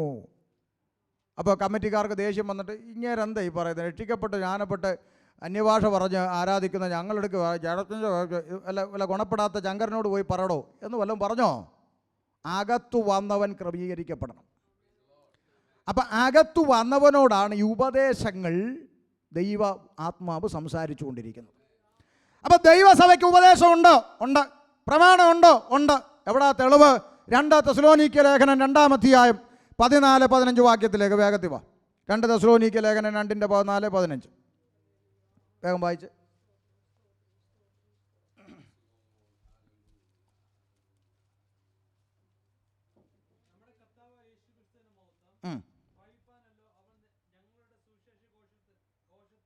ഘോഷണത്താൽ നിങ്ങളെ രക്ഷയ്ക്ക് വിളിച്ച്. അപ്പം നിങ്ങളെ ഈ രക്ഷയിലേക്ക് കർത്താവ് വിളിച്ചത് എന്തിനാന്ന് ഒരു പാസ്റ്ററിൻ്റെയും വ്യാഖ്യാനം കൂടാതെ എഴുതി വച്ചിരിക്കുന്നു. എന്തിനാ? ഇവിടെ ഉണ്ടോ? അതാണ്ടേ, നമ്മുടെ കർത്താവായ യേശു ക്രിസ്തുവിൻ്റെ അപ്പം എന്തിനാ ഈ രക്ഷയിലേക്ക് വിളിച്ചത്? പറ. അതിനാ വിളിച്ചത്. നിന്നെ ഇവിടെ ഒരു കൊച്ചു അംബാനി ആക്കാനല്ല വിളിച്ചത്. ഈ രക്ഷയുടെ അനുഭവത്തിലേക്ക് എന്നെ നിങ്ങളെയും കർത്താവ് വിളിച്ചതിന് 9 ഉദ്ദേശം ഇല്ല, 8 ഇല്ല, 7 ഇല്ല, 6 ഇല്ല, 5 ഇല്ല, 4 ഇല്ല, 3 ഇല്ല, 2 ഇല്ല. ഒരൊറ്റ ലക്ഷ്യമേ ഉള്ളൂ, നാം എല്ലാവരും കർത്താവിനോടുകൂടെ എടുക്കപ്പെടണം. അതിനാ വിളിച്ചേ. അതുകൊണ്ട് ആകയാൽ, അടുത്ത വാക്യം നോക്കിയേ, അടുത്ത വാക്യം. ആകയാൽ സഹോദരന്മാർ, ആകയാൽ എന്ന പദം അതുകൊണ്ട്, ആകയാൽ സഹോദരന്മാരെ നിങ്ങൾ ഉറച്ച്. അപ്പം മഹത്വം പ്രാപിക്കണമെങ്കിൽ എന്ത് ചെയ്യണം? പറ. അറിഞ്ഞ സത്യത്തിന് വേണ്ടി അന്ത്യത്തോളം നിൽക്കണം. പകുതി വഴിക്ക് ഇട്ടേച്ചു പോകുന്നവനൊന്നും മഹത്വം പ്രാപിക്കുകയില്ല. ആകയാൽ ഉറച്ചു നിന്ന് വാക്കിനാലോ ലേഖനത്താലോ ഉപദേശിച്ചു തന്ന പ്രമാണങ്ങളെ മുറുകെ. അപ്പോൾ ദൈവസഭയ്ക്ക് എന്തുണ്ട്? പ്രമാണമുണ്ട്. കുത്തഴിഞ്ഞ പുസ്തകമല്ല ദൈവസഭ. ദൈവസഭയ്ക്ക് പ്രമാണമുണ്ട്. വാക്കിനാലും എഴുത്തിനാലും. വാക്കിനാലുള്ള ഉപദേശം അപ്പോസ്തല പ്രവൃത്തി, എഴുത്തിനാലുള്ള ഉപദേശം ലേഖനങ്ങൾ, അത് ദൈവസഭയുടെ പ്രമാണമാണ്. Price the Lord. മനസ്സിലാകുന്നുണ്ടെന്ന് വിശ്വസിക്കുന്നു. അപ്പോൾ അകത്തു വന്നവൻ്റെ പ്രമാണമാണ് ലേഖനങ്ങൾ. ഈ ലേഖനങ്ങളാണ് ദൈവസഭയോട് ദൈവം സംസാരിച്ചു കൊണ്ടിരിക്കുന്നത്. നമ്മൾ വിചാരിക്കുന്നത് എന്താ? രക്ഷിക്കപ്പെട്ടു, സ്നാനപ്പെട്ടു, അന്യഭാഷ പറഞ്ഞു, തികഞ്ഞു, ഇനി കർത്താവ് വരുന്നു, ഞങ്ങൾ പോകുന്നു എന്ന് പറഞ്ഞിരിക്കുക. ചുമ്മാതാന്ന്. സ്തോത്രം. നീ അതാ പറയാൻ പോകുന്നത്. ഞങ്ങൾ ഇങ്ങോട്ട് വന്നപ്പം സംസാരിച്ചു വണ്ടിക്കകത്തിരുന്ന്. ഒരു സൈഡിൽ ഗാലറിയിലെങ്കിലും കിട്ടത്തില്ല എന്ന് അച്ചാൻ ചോദിച്ചു. ആമേൻ. നമുക്ക് ചിന്തിക്കാം, ബൈബിളിൽ നിന്ന് ചിന്തിക്കാം. ഞാൻ സ്നാനപ്പെട്ടല്ലോ, തികഞ്ഞല്ലോ. കഴിഞ്ഞ ചില ദിവസങ്ങളിൽ കുവൈറ്റിൽ നിന്ന് ഒരു സഹോദരി വിളിച്ചിട്ട് ചോദിച്ചു, പാസ്റ്ററിൻ്റെ പ്രസംഗം സ്ഥിരമായിട്ട് ഇങ്ങനെ കേൾക്കാറുണ്ട്, അതുകൊണ്ടൊരു സംശയം ചോദിക്കാൻ വിളിച്ച, എന്താണെന്ന് ചോദിച്ചു. അത് ഞാൻ കുവൈറ്റിൽ വന്ന് ജോലി ചെയ്യുക. ഞാൻ ഒരിക്കൽ സ്നാനപ്പെട്ടതാ. പക്ഷേ പാസ്റ്ററിൻ്റെ പ്രസംഗം കേട്ടപ്പോൾ എനിക്ക് ഒന്നുകൂടെ സ്നാനപ്പെടണമെന്ന് തോന്നി. അത് തെറ്റുണ്ടോ എന്ന് അറിയാനാണ് വിളിച്ചതെന്ന് പറഞ്ഞു. അപ്പം ഞാൻ ചോദിച്ചു, നിങ്ങൾ ഒരിക്കൽ സ്നാനപ്പെട്ടപ്പോൾ സ്നാനം എന്താണെന്ന് മനസ്സിലാക്കിയാണോ സ്നാനപ്പെട്ടോ എന്ന് ചോദിച്ചു. പിന്നെ അവർ പറഞ്ഞു അതൊന്നും അറിയത്തില്ലായിരുന്നു. പിന്നെ ഒരു സഭയിൽ പ്രാർത്ഥിക്കാൻ പോയി. എന്ത് പ്രാർത്ഥിക്കാൻ? കുവൈറ്റിലേക്ക് വിസ ശരിയാകണം, ജീവിതത്തിലൊരു പ്രതീക്ഷ വേണം, അതേ ഉള്ളൂ, പ്രാർത്ഥിക്കണമെന്ന് പറഞ്ഞു. അപ്പോൾ അവിടുത്തെ പാസ്റ്റർ പ്രാർത്ഥിച്ചിട്ട് പറഞ്ഞു, വിസ ശരിയാകണമെങ്കിൽ എന്ത് ചെയ്യണം? സ്നാനപ്പെടണം. പിന്നെ സ്നാനപ്പെട്ട വിസ ശരിയാകുമെങ്കിൽ പിന്നെ സ്നാനപ്പെടുന്നതിന് എന്താ തടസ്സം? അങ്ങനെ ഞാൻ എന്ത് ചെയ്തു? സ്നാനപ്പെട്ടു. രക്ഷ എന്താണെന്ന് അറിയത്തില്ല, സ്നാനം എന്താണെന്ന് അറിയത്തില്ല. പക്ഷേ വെള്ളത്തിൽ മുങ്ങിയപ്പോൾ എന്ത് കിട്ടി? വിസ കിട്ടി, ഇനി പോരുന്നു. ഇവിടെ വന്നിട്ട് ഇപ്പോൾ ഓൺലൈനിലൂടെ ഈ പ്രസംഗങ്ങളൊക്കെ കേട്ട് വന്നപ്പോഴാണ് അകത്ത് മാനസാന്തരത്തിൻ്റെ അനുഭവം ഉണ്ടായത്, രക്ഷിക്കപ്പെടണമെന്നുള്ള ബോധ്യം ഉണ്ടായത്. ഞാൻ പറഞ്ഞു, അങ്ങനെയാണെങ്കിൽ നിങ്ങൾ ധൈര്യമായിട്ട് സ്നാനപ്പെട്ടോ, ഒരു കുഴപ്പമില്ല. രണ്ടാമത് സ്നാനപ്പെടുന്നതിനും വേദപുസ്തകത്തിൽ തെളിവുണ്ടല്ലോ. അപ്പോസ്തല പ്രവൃത്തി 19. ശരിയായി സ്നാനപ്പെട്ടിട്ടില്ലെങ്കിൽ ശരിയായി എന്ത് ചെയ്യണം? സ്നാനപ്പെടണമെന്ന് തെറ്റൊന്നുമില്ല. അപ്പോൾ ഞാൻ പറഞ്ഞു വന്നത്, നമ്മുടെ ചിന്ത രക്ഷിക്കപ്പെട്ടു, സ്നാനപ്പെട്ടു, അന്യഭാഷ പറഞ്ഞു, ഇനി കർത്താവ് വരുന്നു, പോന്നു, ഇതിനപ്പുറത്ത് ഇനിയിപ്പോൾ എന്താ, നമ്മൾ റെഡിയായി ഇരിക്കുകയല്ലേ പോകാൻ എന്നുള്ളതാണ് ചിന്ത. എന്നാൽ വേദപുസ്തകനല്ല. രക്ഷിക്കപ്പെട്ടു, സ്നാനപ്പെട്ട്, അന്യഭാഷ പറഞ്ഞു, തമ്പേറടിച്ചു, പാട്ടുപാടി, ആരാധിച്ചു, സ്വോത്രകാഴ്ച കൊടുത്തു, കർത്താവ് പോകുന്നു എന്നാണെങ്കിൽ ബൈബിളിൻ്റെ പുസ്തകക്രമം യഥാക്രമം എങ്ങനെ വരണം? മത്തായി, മർക്കോസ്, ലൂക്കോസ്, യോഹന്നാൻ, അപ്പോസ്തല പ്രവൃത്തി പ്ലസ് വെളിപ്പാട്, അങ്ങനെ വന്നാൽ മതി. രക്ഷിക്കപ്പെട്ടു, സ്നാനപ്പെട്ടു, അത്ഭുത അടയാളങ്ങൾ അപ്പോസ്തല പ്രവൃത്തിയിലുണ്ട്, അന്യഭാഷയുണ്ട്, ഇനി കർത്താവ് വരുന്നു, പോന്നു. ഇതിൻ്റെ ഇടയ്ക്ക് ലേഖനങ്ങളുടെ ആവശ്യമില്ല. കാരണം ഈ ലേഖനത്തിൽ മുഴുവൻ മര്യാദയ്ക്ക് ജീവിക്കടാന്നാണ് പറയുന്നത്. അതിൻ്റെ ആവശ്യം എന്താ? പകൽ സമയത്ത് എന്ന പോലെ നാം മര്യാദ ഉള്ള രക്ഷിക്കപ്പെട്ടവനോട് അതിൻ്റെ ആവശ്യം എന്താ? അപ്പം രക്ഷിക്കപ്പെട്ടു, സ്നാനപ്പെട്ടു, പരിപാടി കഴിഞ്ഞു, ഇനി കർത്താവ് വരും, ഞാനങ്ങ് പോകുമെന്ന് പറഞ്ഞാൽ നടക്കത്തില്ല മോനെ. അതിൻ്റെ അപ്പുറത്ത് ചില പ്രമാണങ്ങൾ ഇതിൻ്റെ അകത്ത് വെച്ചിട്ടുണ്ട്. എന്താ പ്രമാണം? ഒന്ന്, രക്ഷിക്കപ്പെട്ടവൻ, സ്നാനപ്പെട്ടവൻ, അവൻ മൂലം വിശ്വാസ ജീവിതത്തിലേക്ക് കൃപയാൽ സൗജന്യമായി പ്രവേശിച്ചവൻ ആ വിശ്വാസത്തിൽ നിലനിൽക്കണം. സ്തോത്രം. ഇപ്പം നമ്മുടെ ക്രിസ്തീയ സമൂഹത്തിൽ തർക്കമുള്ളൊരു വിഷയമാണ് ഈ രക്ഷ നഷ്ടപ്പെടുമോ എന്നുള്ളൊരു വിഷയം. ബ്രദറുകാർ പറയുന്നു രക്ഷ നഷ്ടപ്പെടത്തില്ല, പെന്തക്കോസ്തുകാർ പറയുന്നു രക്ഷ, ഇത് രണ്ടും ഞാൻ വിശ്വസിക്കുന്നില്ല. അപ്പോൾ മൂന്നാമത്തെ എന്താണെന്ന് എൻ്റെ വീക്ഷണമാണ് പറയുന്നത്. നിങ്ങൾക്ക് പുസ്തകത്തിൽ പരിശോധിച്ചിട്ട് ശരിയെന്ന് തോന്നിയാലേ സ്വീകരിക്കാവൂ. എൻ്റെ വീക്ഷണം ഞാൻ പറയുക, യേശു ക്രിസ്തു ക്രൂശിലൂടെ ഒരിക്കലായി സ്ഥാപിച്ച രക്ഷ നിത്യമാണ്, ഒരു മാറ്റവും നിത്യമാണ്, സ്ട്രോങ് ആണ്, ഡബിൾ സ്ട്രോങ് ആണ്, ഒരു വിഷയമില്ല. പക്ഷേ രക്ഷിക്കപ്പെട്ടവൻ ആ രക്ഷയുടെ അനുഭവത്തിൽ നിലനിന്നില്ലെങ്കിൽ നഷ്ടപ്പെടുന്നത് രക്ഷയല്ല, നീ നഷ്ടപ്പെട്ടു പോകും. നിങ്ങൾക്ക് ഇനി ലളിതമായി മനസ്സിലാക്കാൻ ഉദാഹരണം പറയാം. പ്രാണൻ പോകുന്നവൻ പ്രാണഭയത്തിനു വേണ്ടി ഓടിക്കേറാൻ പഴയ നിയമത്തിൽ ഒരിടമുണ്ട്. എന്താ? സങ്കേത നഗരം. കാലാവധി പറഞ്ഞിരിക്കുന്നത് വരെ സങ്കേത നഗരത്തിൻ്റെ അകത്ത് ഇവൻ നിന്നാൽ ഇവൻ സേഫാ. കാലാവധി തീരും മുമ്പ് ഇവൻ സങ്കേത നഗരത്തിൽ നിന്ന് പുറത്തിറങ്ങിയിട്ട് ഇവൻ ചത്താൽ അതിൻ്റെ അർത്ഥം സങ്കേത നഗരം സ്ട്രോങ് അല്ലെന്നാണോ? ആണോ? അല്ല, നീ ഇറങ്ങിപ്പോയി, നിൻ്റെ കുഴപ്പമാണ്.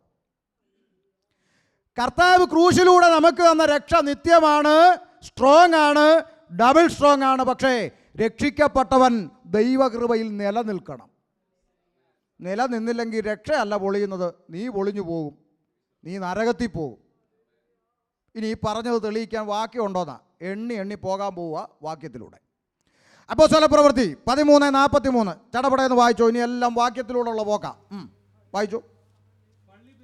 പള്ളി പിരിഞ്ഞ ശേഷം യഹൂദന്മാരിലും, അതാ ഇങ്ങോട്ട് നോക്കിയോ, ഭക്തിയുള്ള യഹൂദ മതാനുസാരികളിലും പലർ പൗലോസിനെയും ബർന്നബാസിനെയും അനുഗമിച്ചു. അവർ അവരോട് സംസാരിച്ചു. ദാ ഈ വാക്യം ഒന്ന് വായിച്ചേ. ദൈവകൃപയിൽ നിലനിൽക്കേണ്ടതിന് അവര്. അപ്പം രക്ഷിക്കപ്പെട്ടവൻ എവിടെ നിൽക്കണം? ഈ കൃപയിലാണോ നിൽക്കുന്നതെന്ന് ഓരോ ദിവസവും പരിശോധിച്ചോണം. സ്തോത്രം. ദൈവകൃപയിൽ നിലനിൽക്കേണ്ടതിന് അവരെ ഉത്സാഹിപ്പിച്ചു.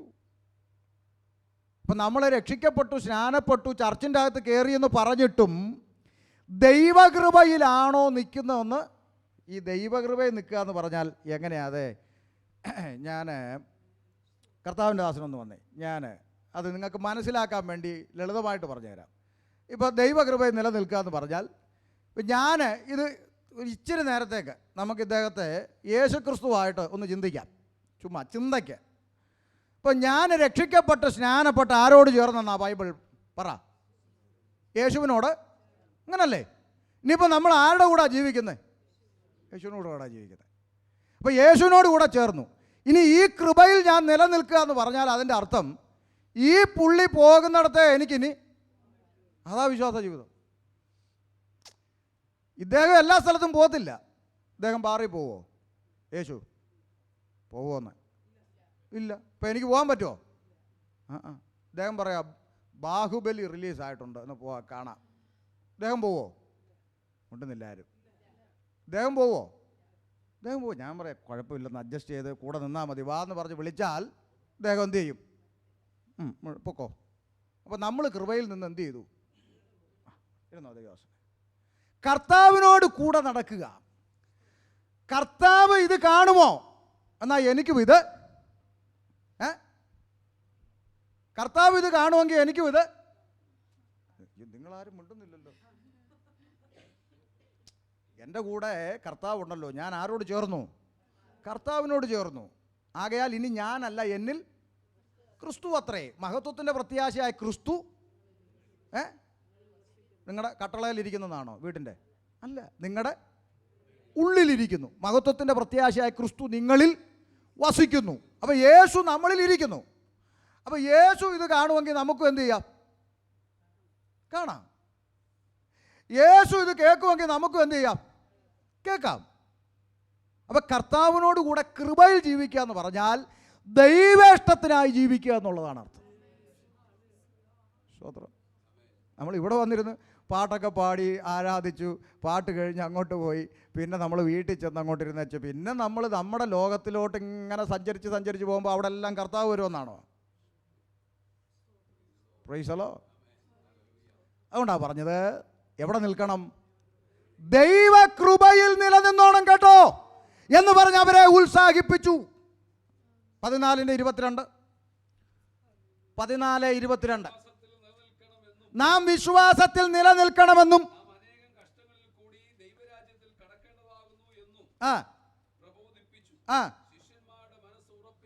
അപ്പം നേരത്തെ നമ്മൾ പറഞ്ഞു മഹത്വം പ്രാപിക്കണമെങ്കിൽ ഉറച്ചു നിൽക്കണമെന്ന് വായിച്ചില്ലേ ആദ്യം? ഇല്ലേ? അപ്പം ഇവിടെ ശിഷ്യന്മാരുടെ മനസ്സിനെ ഉറപ്പിച്ചു. എങ്ങനെ? ദൈവകൃപയിൽ നിലനിൽക്കണം. എന്തിന്? നാം പറ, അനേകം കഷ്ടങ്ങളിൽ കൂടി എവിടെ കയറണം? ചേടാ, എന്നിട്ട് തങ്കു പറഞ്ഞ അങ്ങനല്ലല്ലോ, അനുഗ്രഹത്തിൻ്റെ കവിഞ്ഞൊഴുക്കാന്നാണല്ലോ പുള്ളി പറഞ്ഞത്.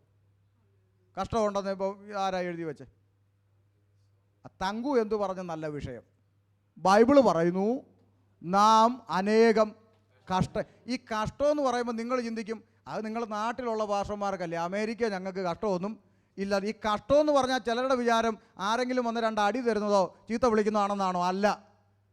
നിത്യജീവിതത്തിൽ ഏതെല്ലാം മേഖലകളിൽ ദൈവ കുഞ്ഞുങ്ങൾക്ക് കഷ്ടമില്ലേ?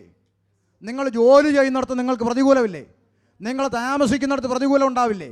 നിങ്ങളുടെ തലമുറ ഓർത്ത് നിങ്ങൾക്ക് പ്രതിസന്ധി വരാറില്ലേ? കുടുംബജീവിതത്തിൻ്റെ അകത്ത് പ്രതിസന്ധി വരാറില്ലേ? അപ്പോൾ ഒരു ദൈവ പൈതൽ ഇങ്ങനെ വിവിധമാകുന്ന മേഖലകളിലൂടെ അനുഭവിച്ചു പോകുന്ന കഷ്ടത്തിലൂടെയാണ് നാം കർത്താവിനോട് കൂടുതൽ അടുക്കുന്നത്. ആ കഷ്ടം നമ്മെ ദൈവത്തോട് അടുപ്പിക്കുകയും ആ അടുപ്പമാണ് ദൈവരാജ്യത്തിലേക്ക് നമ്മളെ കൊണ്ടുപോകുന്നത്. മനസ്സിലാകുന്നുണ്ടോ? ഇനി അതിനെ ഒന്നുകൂടെ നിങ്ങൾക്ക് സിമ്പിളായി മനസ്സിലാക്കാനുള്ളൊരു വാക്യം പറയാം. മോനെ 2 തിമോത്തിയോസ് 3:12 ഇവിടെ ഒന്ന് കാണിച്ചേ. 2 തിമോത്തിയോസ് 3:12. ഇങ്ങോട്ട് നോക്ക്. ഇവിടെ ഉണ്ട്, കൊച്ചിവിടെ കാണിക്കും. എന്നാൽ ക്രിസ്തുവേശുവിൽ ഭക്തിയോടെ ജീവിക്കാൻ മനസ്സുള്ളവർക്കെല്ലാം അപ്പം ഞാനൊരു ചോദ്യം ചോദിക്കാം. ഈ ക്രിസ്തുവേശുവിൽ ഭക്തിയോടെ ജീവിക്കാൻ തീരുമാനമുള്ളവർക്ക് എന്നാണോ മനസ്സുള്ളവർക്കെന്നാണോ? തീരുമാനമുള്ളവർ ആരൊക്കെ ഉണ്ടെന്ന് കൈവെക്കാൻ പറഞ്ഞാൽ നമ്മൾ ചിലപ്പം കൈവെക്കാൻ പറ്റില്ല. കാരണം നമ്മുടെ തീരുമാനമല്ലയോ, ചിലപ്പോൾ തെറ്റിയെന്നൊക്കെ വരാം. അതുകൊണ്ട് തീരുമാനമുള്ളവരെന്ന് ചോദിക്കുന്നില്ല. മനസ്സിൽ ആഗ്രഹം വരാമല്ലോ, അതിന് തെറ്റില്ലല്ലോ. എനിക്ക് എൻ്റെ കർത്താവിൻ്റെ ഭക്തയായി ജീവിക്കണം. അങ്ങനെ മനസ്സിലൊരാഗ്രഹമുള്ളവരുണ്ടെങ്കിൽ സ്വത്രം പറഞ്ഞേ കാണട്ടെ. മനസ്സിലാഗ്രഹമുണ്ടോ? എൻ്റെ കർത്താവിൻ്റെ ഭക്തനായിട്ട് എനിക്ക് ജീവിക്കണം. തീരുമാനിച്ചോ നടപ്പിലാക്കുമെന്നൊന്നും അല്ലല്ലോ ചോദിച്ചത്. മനസ്സിൽ അങ്ങനെ ഒരു ആഗ്രഹം ഉണ്ടോ? ഉണ്ട്. അങ്ങനെ ആഗ്രഹമുള്ളവർക്കെല്ലാം എന്തുണ്ട്? ഈ ഉപദ്രവം മാറാനാണ് 3 ദിവസത്തെ ഉപവാസ പ്രാർത്ഥന. സഹിക്കാൻ മേല, പ്രതിസന്ധി, പ്രതികൂലം, ഉപദ്രവം, ഇത് മാറാൻ വേണ്ടി 3 ദിവസം ചുരുക്കി പറഞ്ഞാൽ ഈ ഉപവാസ പ്രാർത്ഥന കഴിയുമ്പോൾ എന്ത് മാറണം? ഉപദ്രവം മാറണമെങ്കിൽ എന്ത് മാറണം? ഈ മനസ്സ് ഈ ഉപവാസ പ്രാർത്ഥന തീരുമ്പോൾ എന്ത് ചെയ്യണം? മാറണം. അന്നേരം എന്ത് മാറും? കണ്ടോ? നിങ്ങൾ ഇത് വളരെ ഗൗരവമായി, വിശ്വാസ ജീവിതം തമാശയായി കാണല്ലേ, വളരെ ഗൗരവമായി ചിന്തിക്കണം. നമ്മുടെ അടുക്ക് വരുന്നവരെല്ലാം എന്താ പറയുന്നത്? നിൻ്റെ ഉപദ്രവം അഴിയാൻ പോകും, അതിൻ്റെ കെട്ടഴിയാൻ പോകും, നിൻ്റെ ബന്ധനം ഇപ്പം തന്നെ പൊട്ടിച്ച് കളയുക. അങ്ങനെ പൊട്ടിക്കുന്നത് ഉപദ്രവമല്ല, കർത്താവിൻ്റെ ഭക്തനായി ജീവിക്കാനുള്ളതിൻ്റെ മനസ്സാ പൊട്ടിക്കുന്നത്. സ്തോത്രം. മനസ്സിലാകുന്നുണ്ടോ? ക്രിസ്തുയേശുവിൽ ഭക്തിയോടെ ജീവിക്കാൻ മനസ്സുള്ളവർക്കെല്ലാം ഉണ്ടാവും. ഉപദ്രവം എന്ന് പറഞ്ഞാൽ വഴി അങ്ങോട്ട് പോകുമ്പം സാഹിബ് നിന്നെ പിടിച്ച് അടിക്കുമെന്നല്ല ഉപദ്രവം. ജീവിതത്തിൻ്റെ പല മേഖലകളിൽ ഉപദ്രവം ഏൽക്കുന്നവരുണ്ട്. ഒരു പക്ഷേ പുറത്ത് സന്തോഷത്തോടെ ചർച്ചയിൽ വന്നിരുന്ന് കയ്യും കൊട്ടി പാട്ട് പാടുമ്പോഴും അകത്ത് തിരമാല അടിക്കുന്ന പോലെ നീറുന്ന അനുഭവങ്ങളുമായിട്ട് ദൈവസന്നിധിയിലിരിക്കുന്ന ദൈവകുഞ്ഞുങ്ങളുണ്ട്. ആ സങ്കടവും ആ കണ്ണുനീരുമാണ് അവരെ എപ്പോഴും പ്രാർത്ഥിക്കാൻ, കർത്താവിനോട് ചേർന്നിരിക്കാൻ, വേദപുസ്തകം വായിക്കാനൊക്കെ അവരെ ശീലിപ്പിക്കുന്നത് ആ പ്രതിസന്ധിയാണ്. ആമേൻ. അതുകൊണ്ടാണ് പൗലോസ് പറഞ്ഞ ഞാൻ കഷ്ടത്തിലിരുന്നത് എനിക്ക് ഗുണം, നിൻ്റെ ചട്ടങ്ങൾ പഠിക്കാൻ എനിക്കത് കാരണമായെന്ന്. പ്രതിസന്ധി വരുമ്പോഴാണ് നമ്മൾ പഠനം കൂടുതൽ നടക്കുന്നത്. സ്തോത്രം. ഞാൻ വേഗത്തിൽ വിടുക. അപ്പം നിലനിൽക്കണമെന്നുള്ളതിന് 2 വാക്യം ഞാൻ വായിപ്പിച്ചു. പ്രവൃത്തി 13:43, 14:22. ഫിലിപ്പിയ ലേഖനം 4:1 അടുത്ത തെളിവ്. വിശ്വാസത്തിൽ നിലനിൽക്കണമെന്നുള്ളതിൻ്റെ അടുത്ത തെളിവ്. അതുകൊണ്ട് ഇവിടെ നോക്കിക്കോ. അതുകൊണ്ട് എൻ്റെ പ്രിയരും വാഞ്ചിതരുമായ സഹോദരന്മാരെ, എൻ്റെ സന്തോഷവും കിരീടവുമായുള്ളവരെ, ഇങ്ങനെ കർത്താവിൽ. അപ്പോൾ എന്ത് ചെയ്യണം? ദൈവകൃപയിൽ നിലനിൽക്കണം. ഉപദേശം സ്ഥാപിക്കുന്നത് ഏതെങ്കിലും ഒരു വാക്യം എടുത്തല്ലല്ലോ. ഇപ്പോൾ 3 വാക്യം നിങ്ങളുടെ മുമ്പിൽ വെച്ചു, ഇനിയും വെക്കാം. കൊലോസ്യ ലേഖനം 1:23. കൊലോസ്യ ലേഖനം 1:23. ഇതെല്ലാം വിശ്വാസികളോടാണ് പറയുന്നത്. ഇങ്ങോട്ട് നോക്കിക്കോ. ആകാശത്തിന് കീഴെ സകല സൃഷ്ടികളെയും ഇടയിൽ ഘോഷിച്ചും പൗലോസ് എന്ന ഞാൻ ശുശ്രൂഷകനായി തീർന്നും നിങ്ങൾ കേട്ടുമിരിക്കുന്ന സുവിശേഷത്തിൻ്റെ പ്രത്യാശ. സുവിശേഷത്തിൻ്റെ പ്രത്യാശ എന്താ? നമ്മുടെ ഏക പ്രത്യാശ നമ്മുടെ കർത്താവായ യേശു ക്രിസ്തു വേഗത്തിൽ വരും. ആ പ്രത്യാശയിൽ നിന്ന് നിങ്ങൾ 1 ഇളകാതെ, 2 അടിസ്ഥാനപ്പെട്ടവർ, 3 സ്ഥിരതയുള്ളവരുമായി. 4, വിശ്വാസത്തിൽ നിലനിന്നു കൊണ്ടാൽ എവിടെ നിൽക്കും? എവിടെ നിൽക്കും? അവൻ്റെ മുമ്പിൽ നിൽക്കും. അപ്പം നിലനിന്നില്ലെങ്കിലോ? മനസ്സിലായോ അച്ഛാ? പോക്കാന്ന് അപ്പം. അപ്പോൾ ഒന്ന്, ഈ പ്രത്യാശയിൽ നിന്ന് ഇളകരുത്, അടിസ്ഥാനം മറിയരുത്, സ്ഥിരത വിട്ടുപോകരുത്. വിശ്വാസത്തിൽ നിലനിന്നാൽ, അത്രയും കാര്യങ്ങൾ ചെയ്താൽ നിനക്ക് എവിടെ നിൽക്കാം? കർത്താവിൻ്റെ മുമ്പിൽ പോയി നിൽക്കാം. ഇല്ലെങ്കിലോ പോക്കാം. അതുകൊണ്ട് ആ വെളിപ്പാട് പുസ്തകത്തിൽ സഭയ്ക്ക് ദൂതെഴുതിയപ്പോൾ സഭയുടെ കുറവും കുറ്റവും നല്ല വശങ്ങളും എഴുതിയിട്ടുണ്ട്. നല്ല വശങ്ങൾ എഴുതിയിട്ടുണ്ട്. ഞാൻ പലപ്പോഴും എന്നോട് പലരും ചോദിക്കും, കുറ്റം പറഞ്ഞ് പ്രസംഗം, ഈ ആളുകളുടെ ചിന്തയാത് കുറ്റം പറയാന്ന്. വെളിപ്പാട് പുസ്തകത്തിൽ പരിശുദ്ധാത്മാവ് എഴുതി ആദ്യ സ്നേഹം വിട്ടുപോയി എന്നൊരു കുറവെന്നാണോ? കുറ്റമെന്നാണ് എഴുതിയേക്കുന്നത്. കുറ്റം നിന്നെക്കുറിച്ച്, സഭയുടെ കുറ്റമൊന്നുമല്ലല്ലോ എഴുതി വെച്ചേക്കുന്നത്, വേറെ എന്തെങ്കിലും ആണോ? നമ്മുടെ കുറവുകളെ നമുക്ക് ബോധ്യം വരുത്തുന്നത് കുറ്റമാണെങ്കിൽ കുറ്റമാണ്. ഇനി പോട്ടെ, സഹോദരനെ പകയ്ക്കുന്നവൻ ആരാന്നാ ബൈബിൾ പറയുന്നത്? കുലപാതകം അല്ലേ? സഹോദരനെ പകയ്ക്കുന്നത് എന്താണ്? കുലപാതകമാണ്. അതേ പരിശുദ്ധാത്മാവ് വെളിപ്പാട് പുസ്തകത്തിൽ സഭയ്ക്ക് ലേഖനം എഴുതിയ പറയാ, നിക്കലോവ്യരുടെ നടപ്പ് നീ പകയ്ക്കുന്നു എന്നൊരു കുറവോ? കുറ്റമോ? അയ്യോ, നിക്കലോവ്യരുടെ നടപ്പ് നീ പകയ്ക്കുന്നു എന്നൊരു നന്മ നിനക്കുണ്ട്. വായിച്ചിട്ടില്ലേ? അതാ ഞാൻ പറഞ്ഞത്, നിങ്ങൾ മത്തായിയും മർക്കോസും വിട്ട് ഇപ്പുറത്തോട്ട് ഇറങ്ങണം. നിക്കലോവ്യരുടെ നടപ്പ് നീ പകയ്ക്കുന്നത് കൊലപാതകമെന്ന് എഴുതി വെച്ച പരിശുദ്ധാത്മാവ് എഴുതിയേക്കുന്നത് ഓർക്കണം. അപ്പോൾ രക്ഷിക്കപ്പെട്ട് സ്നാനപ്പെട്ട് ദൈവകൃപയിൽ നിൽക്കുന്ന കൂട്ടു സഹോദരനെ പകയ്ക്കരുത്. അതേസമയം ഉപദേശത്തിൽ തെറ്റി ജനത്തെ നശിപ്പിച്ച് കളയുന്ന ദുരുപദേശകരെ പകയ്ക്കുന്നത് സഭയുടെ നന്മ. മനസ്സിലായോ? നമ്മൾ പകച്ചാൽ പറയും, അയ്യോ അയാൾ പകയ്ക്കുന്ന ആളാണ്, കുറ്റം പറയുന്ന ആളാണ്, വിമർശിക്കുന്ന. പരിശുദ്ധാത്മാവ് പറയും, അങ്ങനെ ഒരു നന്മ നിനക്കുണ്ട്, സ്തോത്രം.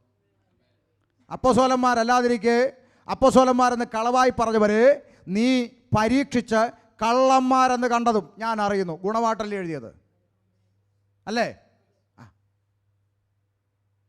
തെറ്റായി പഠിപ്പിക്കുന്നവരെ, ആ തെറ്റാണ് അവർ പഠിപ്പിച്ചത്, കള്ളപ്രവചനമാണ്, കള്ളന്മാരാണ് എന്ന് രക്ഷിക്കപ്പെട്ടവൻ പറഞ്ഞാൽ പരിശുദ്ധാത്മാവ് പറയും, ഗുഡ്, വെരി ഗുഡ്. മനസ്സിലായോ? അതേസമയം സഹോദരനെ പകയ്ക്കരുത്. രക്ഷിക്കപ്പെട്ട കൂട്ടു സഹോദരനെ പകയ്ക്കരുത്. ദൈവകൃപയിൽ നിലനിൽക്കുന്നവനോട് പിണങ്ങരുത്. ദൈവകൃപയിൽ നിലനിൽക്കുന്ന സഹോദരനെ ബലഹീനനാണെങ്കിൽ അവനെ ചേർത്ത് പിടിക്കണം, താങ്ങണം. ഉപദേശത്തിൽ അവന് കുറവുണ്ട്, അവന് പറഞ്ഞു മനസ്സിലാക്കണം. പക്ഷേ ദുരുപദേശം പറയുന്നവനോട്, ലേഖനത്തിൽ യോഹന്നാൻ പറഞ്ഞു, അവനോട് കുശലം പറക പോലും അരുത്. പച്ചയ്ക്ക് ലൈവിൽ വന്ന് ദുരുപദേശം പറയുന്ന ആളുകൾ അമേരിക്ക വരുമ്പോൾ നമ്മൾ ചെന്നിട്ട്, പ്രൈസ് ദി ലോർഡ് ബ്രദർ, ഞാൻ കാണാറുണ്ട് കേട്ടോ, നിൻ്റെ കാര്യം പോയി. കാരണം എന്താ? അടുത്ത വാക്ക്, അവനോട് കുശലം പറയുന്നവൻ അവൻ്റെ ദുഷ്പ്രവൃത്തിക്ക് കൂട്ടാളി. കൂട്ടാളി എന്ന് പറഞ്ഞാൽ കൂട്ടുപ്രതി. നീയും പോയി. മനസ്സിലായോ? ഇതൊക്കെ പഠിക്കണമെങ്കിൽ മണിക്കൂറുകൾ എടുക്കേണ്ടി വരും. ആമേൻ. ഞാൻ ബാക്കി വല്ലാതൊന്നും നിങ്ങളോട് സ്വന്തം വ്യാഖ്യാനമൊന്നും ഇതുവരെ പറഞ്ഞില്ല കേട്ടോ, പറയത്തില്ല, എനിക്കത് ഇഷ്ടമല്ല. പരമാവധി ദൈവവചനം. ഞാൻ ബൈബിൾ കോളേജിലൊന്നും പോയി പഠിച്ച ആളല്ല, അതിനുള്ള അവസരം എനിക്ക് കിട്ടാത്തതുകൊണ്ടാണ് കേട്ടോ. ഇനി ബൈബിൾ കോളേജിൽ പഠിക്കുന്നത് കുറ്റമാണെന്നൊന്നും ഞാൻ പറഞ്ഞെന്ന് പറയരുത്. ബൈബിൾ കോളേജിൽ പഠിക്കുന്ന അനുഗ്രഹമാണ്. കാരണം ഒരു ചരിത്രപരമായ ഇസ്രായേലിനെ കുറിച്ച് ഒരാൾ ഒരു ചോദ്യം ചോദിച്ചാൽ, ഇപ്പോൾ ഇസ്രായേലിൻ്റെ ചരിത്രത്തെക്കുറിച്ച് ഒരാൾ വന്ന് എൻ്റെ അടുത്തൊരു ചോദ്യം ചോദിച്ചാൽ ഞാൻ ഇവിടെ നിന്ന് വിഷമിക്കും, പാസ്റ്റർ ഉത്തരം പറയും. പഠനമുള്ളതുകൊണ്ട്. പഠിക്കാൻ അവസരം കിട്ടാതെ പോയ ഒരു കുറവ് എനിക്കുണ്ട്. അതുകൊണ്ട് ഈ പ്രസംഗിക്കുന്ന ഒന്നും ജ്ഞാനത്തിലോ കഴിവിലോ അല്ല, പരിശുദ്ധാത്മാവിലല്ലാതെ ഈ പൊരുൾ തിരിഞ്ഞു കിട്ടത്തില്ലെന്ന് ഞാൻ നിൻ്റെ മേൽ ദൃഷ്ടി വെച്ച് നിനക്ക് ആലോചന പറഞ്ഞു തരുമെന്ന് പറഞ്ഞ ദൈവാത്മാവിൻ്റെ സന്നിധിയിൽ ഇരുന്നാൽ ഉപദേശത്തിൻ്റെ പൊരുളുകൾ വളരെ കൃത്യമായി നമുക്ക് പഠിപ്പിച്ചു തരുന്ന ഒരു ദൈവാത്മാവാണ് നമുക്കുള്ളത്. അന്ന് 2002 രക്ഷിക്കപ്പെട്ടു. ആ കാലങ്ങളിൽ ബൈബിൾ എടുത്ത് വായിച്ചു നോക്കിയിട്ട് തലയ്ക്കകത്ത് പുക പോലെ തോന്നിയതാണ് എനിക്ക്. പഴയ നിയമം എടുത്ത് വായിച്ചപ്പോൾ ഫറവോന്, പടയാളി, ചെങ്കടൽ, തേര്, യുദ്ധം, രാജാവ്, രാജാക്കന്മാർ, ന്യായാധിപന്മാർ. തല വരുത്തിട്ട് പുതിയ നിയമം വായിക്കാമെന്ന് വെച്ചപ്പോൾ ഇവൻ ലവനെ ജനിപ്പിച്ചു, ലവൻ ഇവനെ ജനിപ്പിച്ചു, ഇവൻ ലവനെ ജനിപ്പിച്ചു. വല്ലതും തലയിൽ കയറണ്ടേ? ഒന്നും മനസ്സിലാകുന്നില്ല. അങ്ങനെ കാലങ്ങളോളം ഇരുന്ന് പ്രാർത്ഥിച്ചപ്പോൾ ഒരു സഭയിൽ ഞായറാഴ്ച ആരാധനയ്ക്ക് പോയപ്പോൾ അവിടുത്തെ ദൈവദാസൻ എഴുന്നേറ്റ് വന്നുകൊണ്ട് സങ്കീർത്തനം വായിച്ചു. സങ്കീർത്തനം വായിച്ചപ്പോൾ ഞാൻ നിൻ്റെ മേൽ ദൃഷ്ടി വെച്ച് നിനക്ക് ആലോചന പറഞ്ഞു തരുമെന്നുള്ളൊരു വാക്യം കാതെ കേട്ടു. അത് കയറി കൊളുത്തി പിടിച്ചു. എന്നിട്ട് അന്ന് തൊട്ട് പോയി ദൈവസന്നിധിയിലിരുന്ന് പറയാൻ തുടങ്ങി, ഞാൻ നിൻ്റെ മേൽ ദൃഷ്ടി വെച്ച് നിനക്ക് ആലോചന പറഞ്ഞു തരുമെന്ന് എഴുതി വെച്ചേക്കുമല്ലയോ, എനിക്ക് പറഞ്ഞു തരുമെന്നും പറഞ്ഞ് ദൈവസന്നിധിയിൽ ഇരുന്നു. അങ്ങനെ ഇരുന്നപ്പോൾ പരിശുദ്ധാത്മാവ് പഠിപ്പിക്കാൻ തുടങ്ങി. പരിശുദ്ധാത്മാവ് പഠിപ്പിച്ച അറിവിൽ നിന്നുകൊണ്ടാണ് ഈ കാലങ്ങളായി ദൈവവചനം ജനത്തോട് സംസാരിക്കുന്നത്. എന്നാൽ ഇന്ന് ഉറക്കത്തിൽ വിളിച്ചും ഡബിൾ PhD എടുത്ത അണ്ണന്മാർ ഉറക്കത്തിൽ വിളിച്ച് ഒരു വിഷയം സംസാരിക്കാൻ ഇരിക്കാമെന്ന് പറഞ്ഞാൽ ഞാൻ പറയും ഇരിക്കാൻ പറയും, റെഡി. ഒറ്റ ഡിമാൻഡേ മുന്നോട്ട് വെക്കത്തുള്ളൂ, കയ്യിൽ വേദപുസ്തകം ഉണ്ടായിരിക്കണം. പിന്നെ ബാലരമ വായിച്ചിട്ട് എൻ്റെ അടുത്ത് വർത്തമാനം പറയാൻ വന്നാൽ ഞാൻ ഓടിക്കും. ബൈബിള് വേദപുസ്തകമാണ് അവസാനത്തെ വാക്ക്. അപ്പോൾ നമ്മൾ മനസ്സിലാക്കുക, ആമേൻ. ഇവിടെ പറയുകയാണ്, അങ്ങനെ നാം ഇളകാതെ അടിസ്ഥാനപ്പെട്ടവരായി ഈ ദൈവകൃപയിൽ നാം നിലനിന്ന് കൊണ്ടാൽ എവിടെ നിൽക്കും? കർത്താവിൻ്റെ മുമ്പിൽ നിൽക്കും. ഇനി കൊലോസ്യ ലേഖനം 2:6-7 കൂടെ വായിക്കാം. നിലനിൽക്കണമെന്നുള്ളതിൻ്റെ ഒരു തെളിവും കൂടെ വായിച്ച് അടുത്ത ചിന്തയിലേക്ക് ഓടി വരാം. വേഗം വായിച്ചു.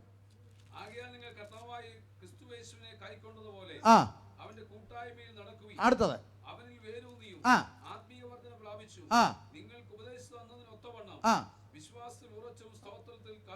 വിശ്വാസത്തിൽ ഉറച്ചും സ്തോത്രത്തിൽ കവിഞ്ഞും ഇരിപ്പി. അപ്പൊ ഈ വാക്യങ്ങളെല്ലാം രക്ഷിക്കപ്പെട്ടവനോട് പറയുന്നത്, നിങ്ങൾ അറിഞ്ഞ ദൈവകൃപയിൽ എന്ത് ചെയ്യണം? നിലനിൽക്കണം. കൃപയിൽ നിലനിൽക്കണം എന്നുള്ളതാണ്. ആമേൻ. അപ്പൊ എന്തുകൊണ്ടാണ് വിശ്വാസത്തിൽ നിലനിൽക്കണമെന്ന് പറയാൻ കാര്യം? നിലനിൽക്കണമെന്ന് എന്തിനാ പറഞ്ഞത്? തെറ്റിപ്പോകാൻ സാധ്യത ഉള്ളതുകൊണ്ട്. പക്ഷേ രക്ഷിക്കപ്പെട്ട് സ്നാനപ്പെട്ടവർ അങ്ങനെ അന്യഭാഷയൊക്കെ പറയും, അങ്ങനെ തെറ്റിപ്പോകാൻ സാധ്യത ഉണ്ടോ? നമ്മുടെ സ്വന്തം അഭിപ്രായം അല്ലല്ലോ നമുക്ക് ആവശ്യം, ദൈവവചനം എന്ത് പറയുന്നു എന്നുള്ളതാണ്.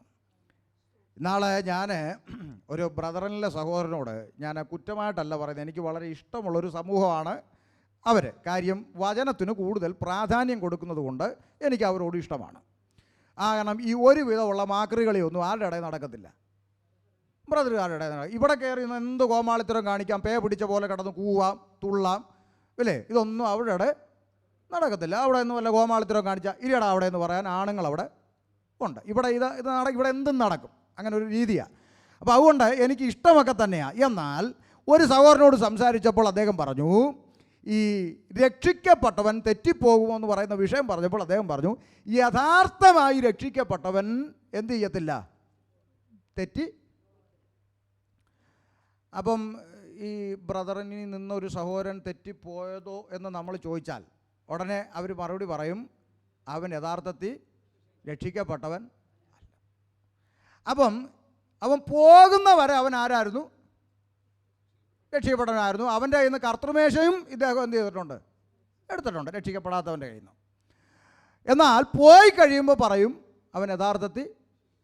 അപ്പോൾ നമുക്ക് അവരെന്ത് പറയുന്നു എന്നുള്ളതല്ല, രക്ഷിക്കപ്പെട്ടവന് പിന്മാറിപ്പോകാൻ പറ്റുമോ എന്നൊരു ചോദ്യം തന്നെയാണ്. ആ ചോദ്യത്തിൻ്റെ ഉത്തരം നമുക്ക് ആദ്യം ഒന്ന് കണ്ടെത്താം, എന്നിട്ട് തെറ്റിപ്പോകാൻ സാധ്യതയുണ്ടോ എന്നുള്ള വചനത്തിലേക്ക് വരാം. എബ്രായ ലേഖനം 6-ാം അധ്യായം 6-ാം വാക്യത്തിലേക്ക് വരിക. 6-ന്റെ 4 മുതൽ വായിച്ചു. 4 മുതൽ, എബ്രായർ 6-ന്റെ 4 മുതൽ. ഇങ്ങോട്ട് നോക്കിക്കോ, ശ്രദ്ധിച്ചോടെ കേട്ടോണം. ഈ വ്യാഖ്യാനം ഒന്നും വേണ്ട, എഴുതിയിരിക്കുന്നത്. ഒരിക്കൽ പ്രകാശനം ലഭിച്ചിട്ട് സ്വർഗീയ ദാനം ആസ്വദിക്കുകയും പരിശുദ്ധാത്മാവിനെ പ്രാപിക്കുകയും ചെയ്തവൻ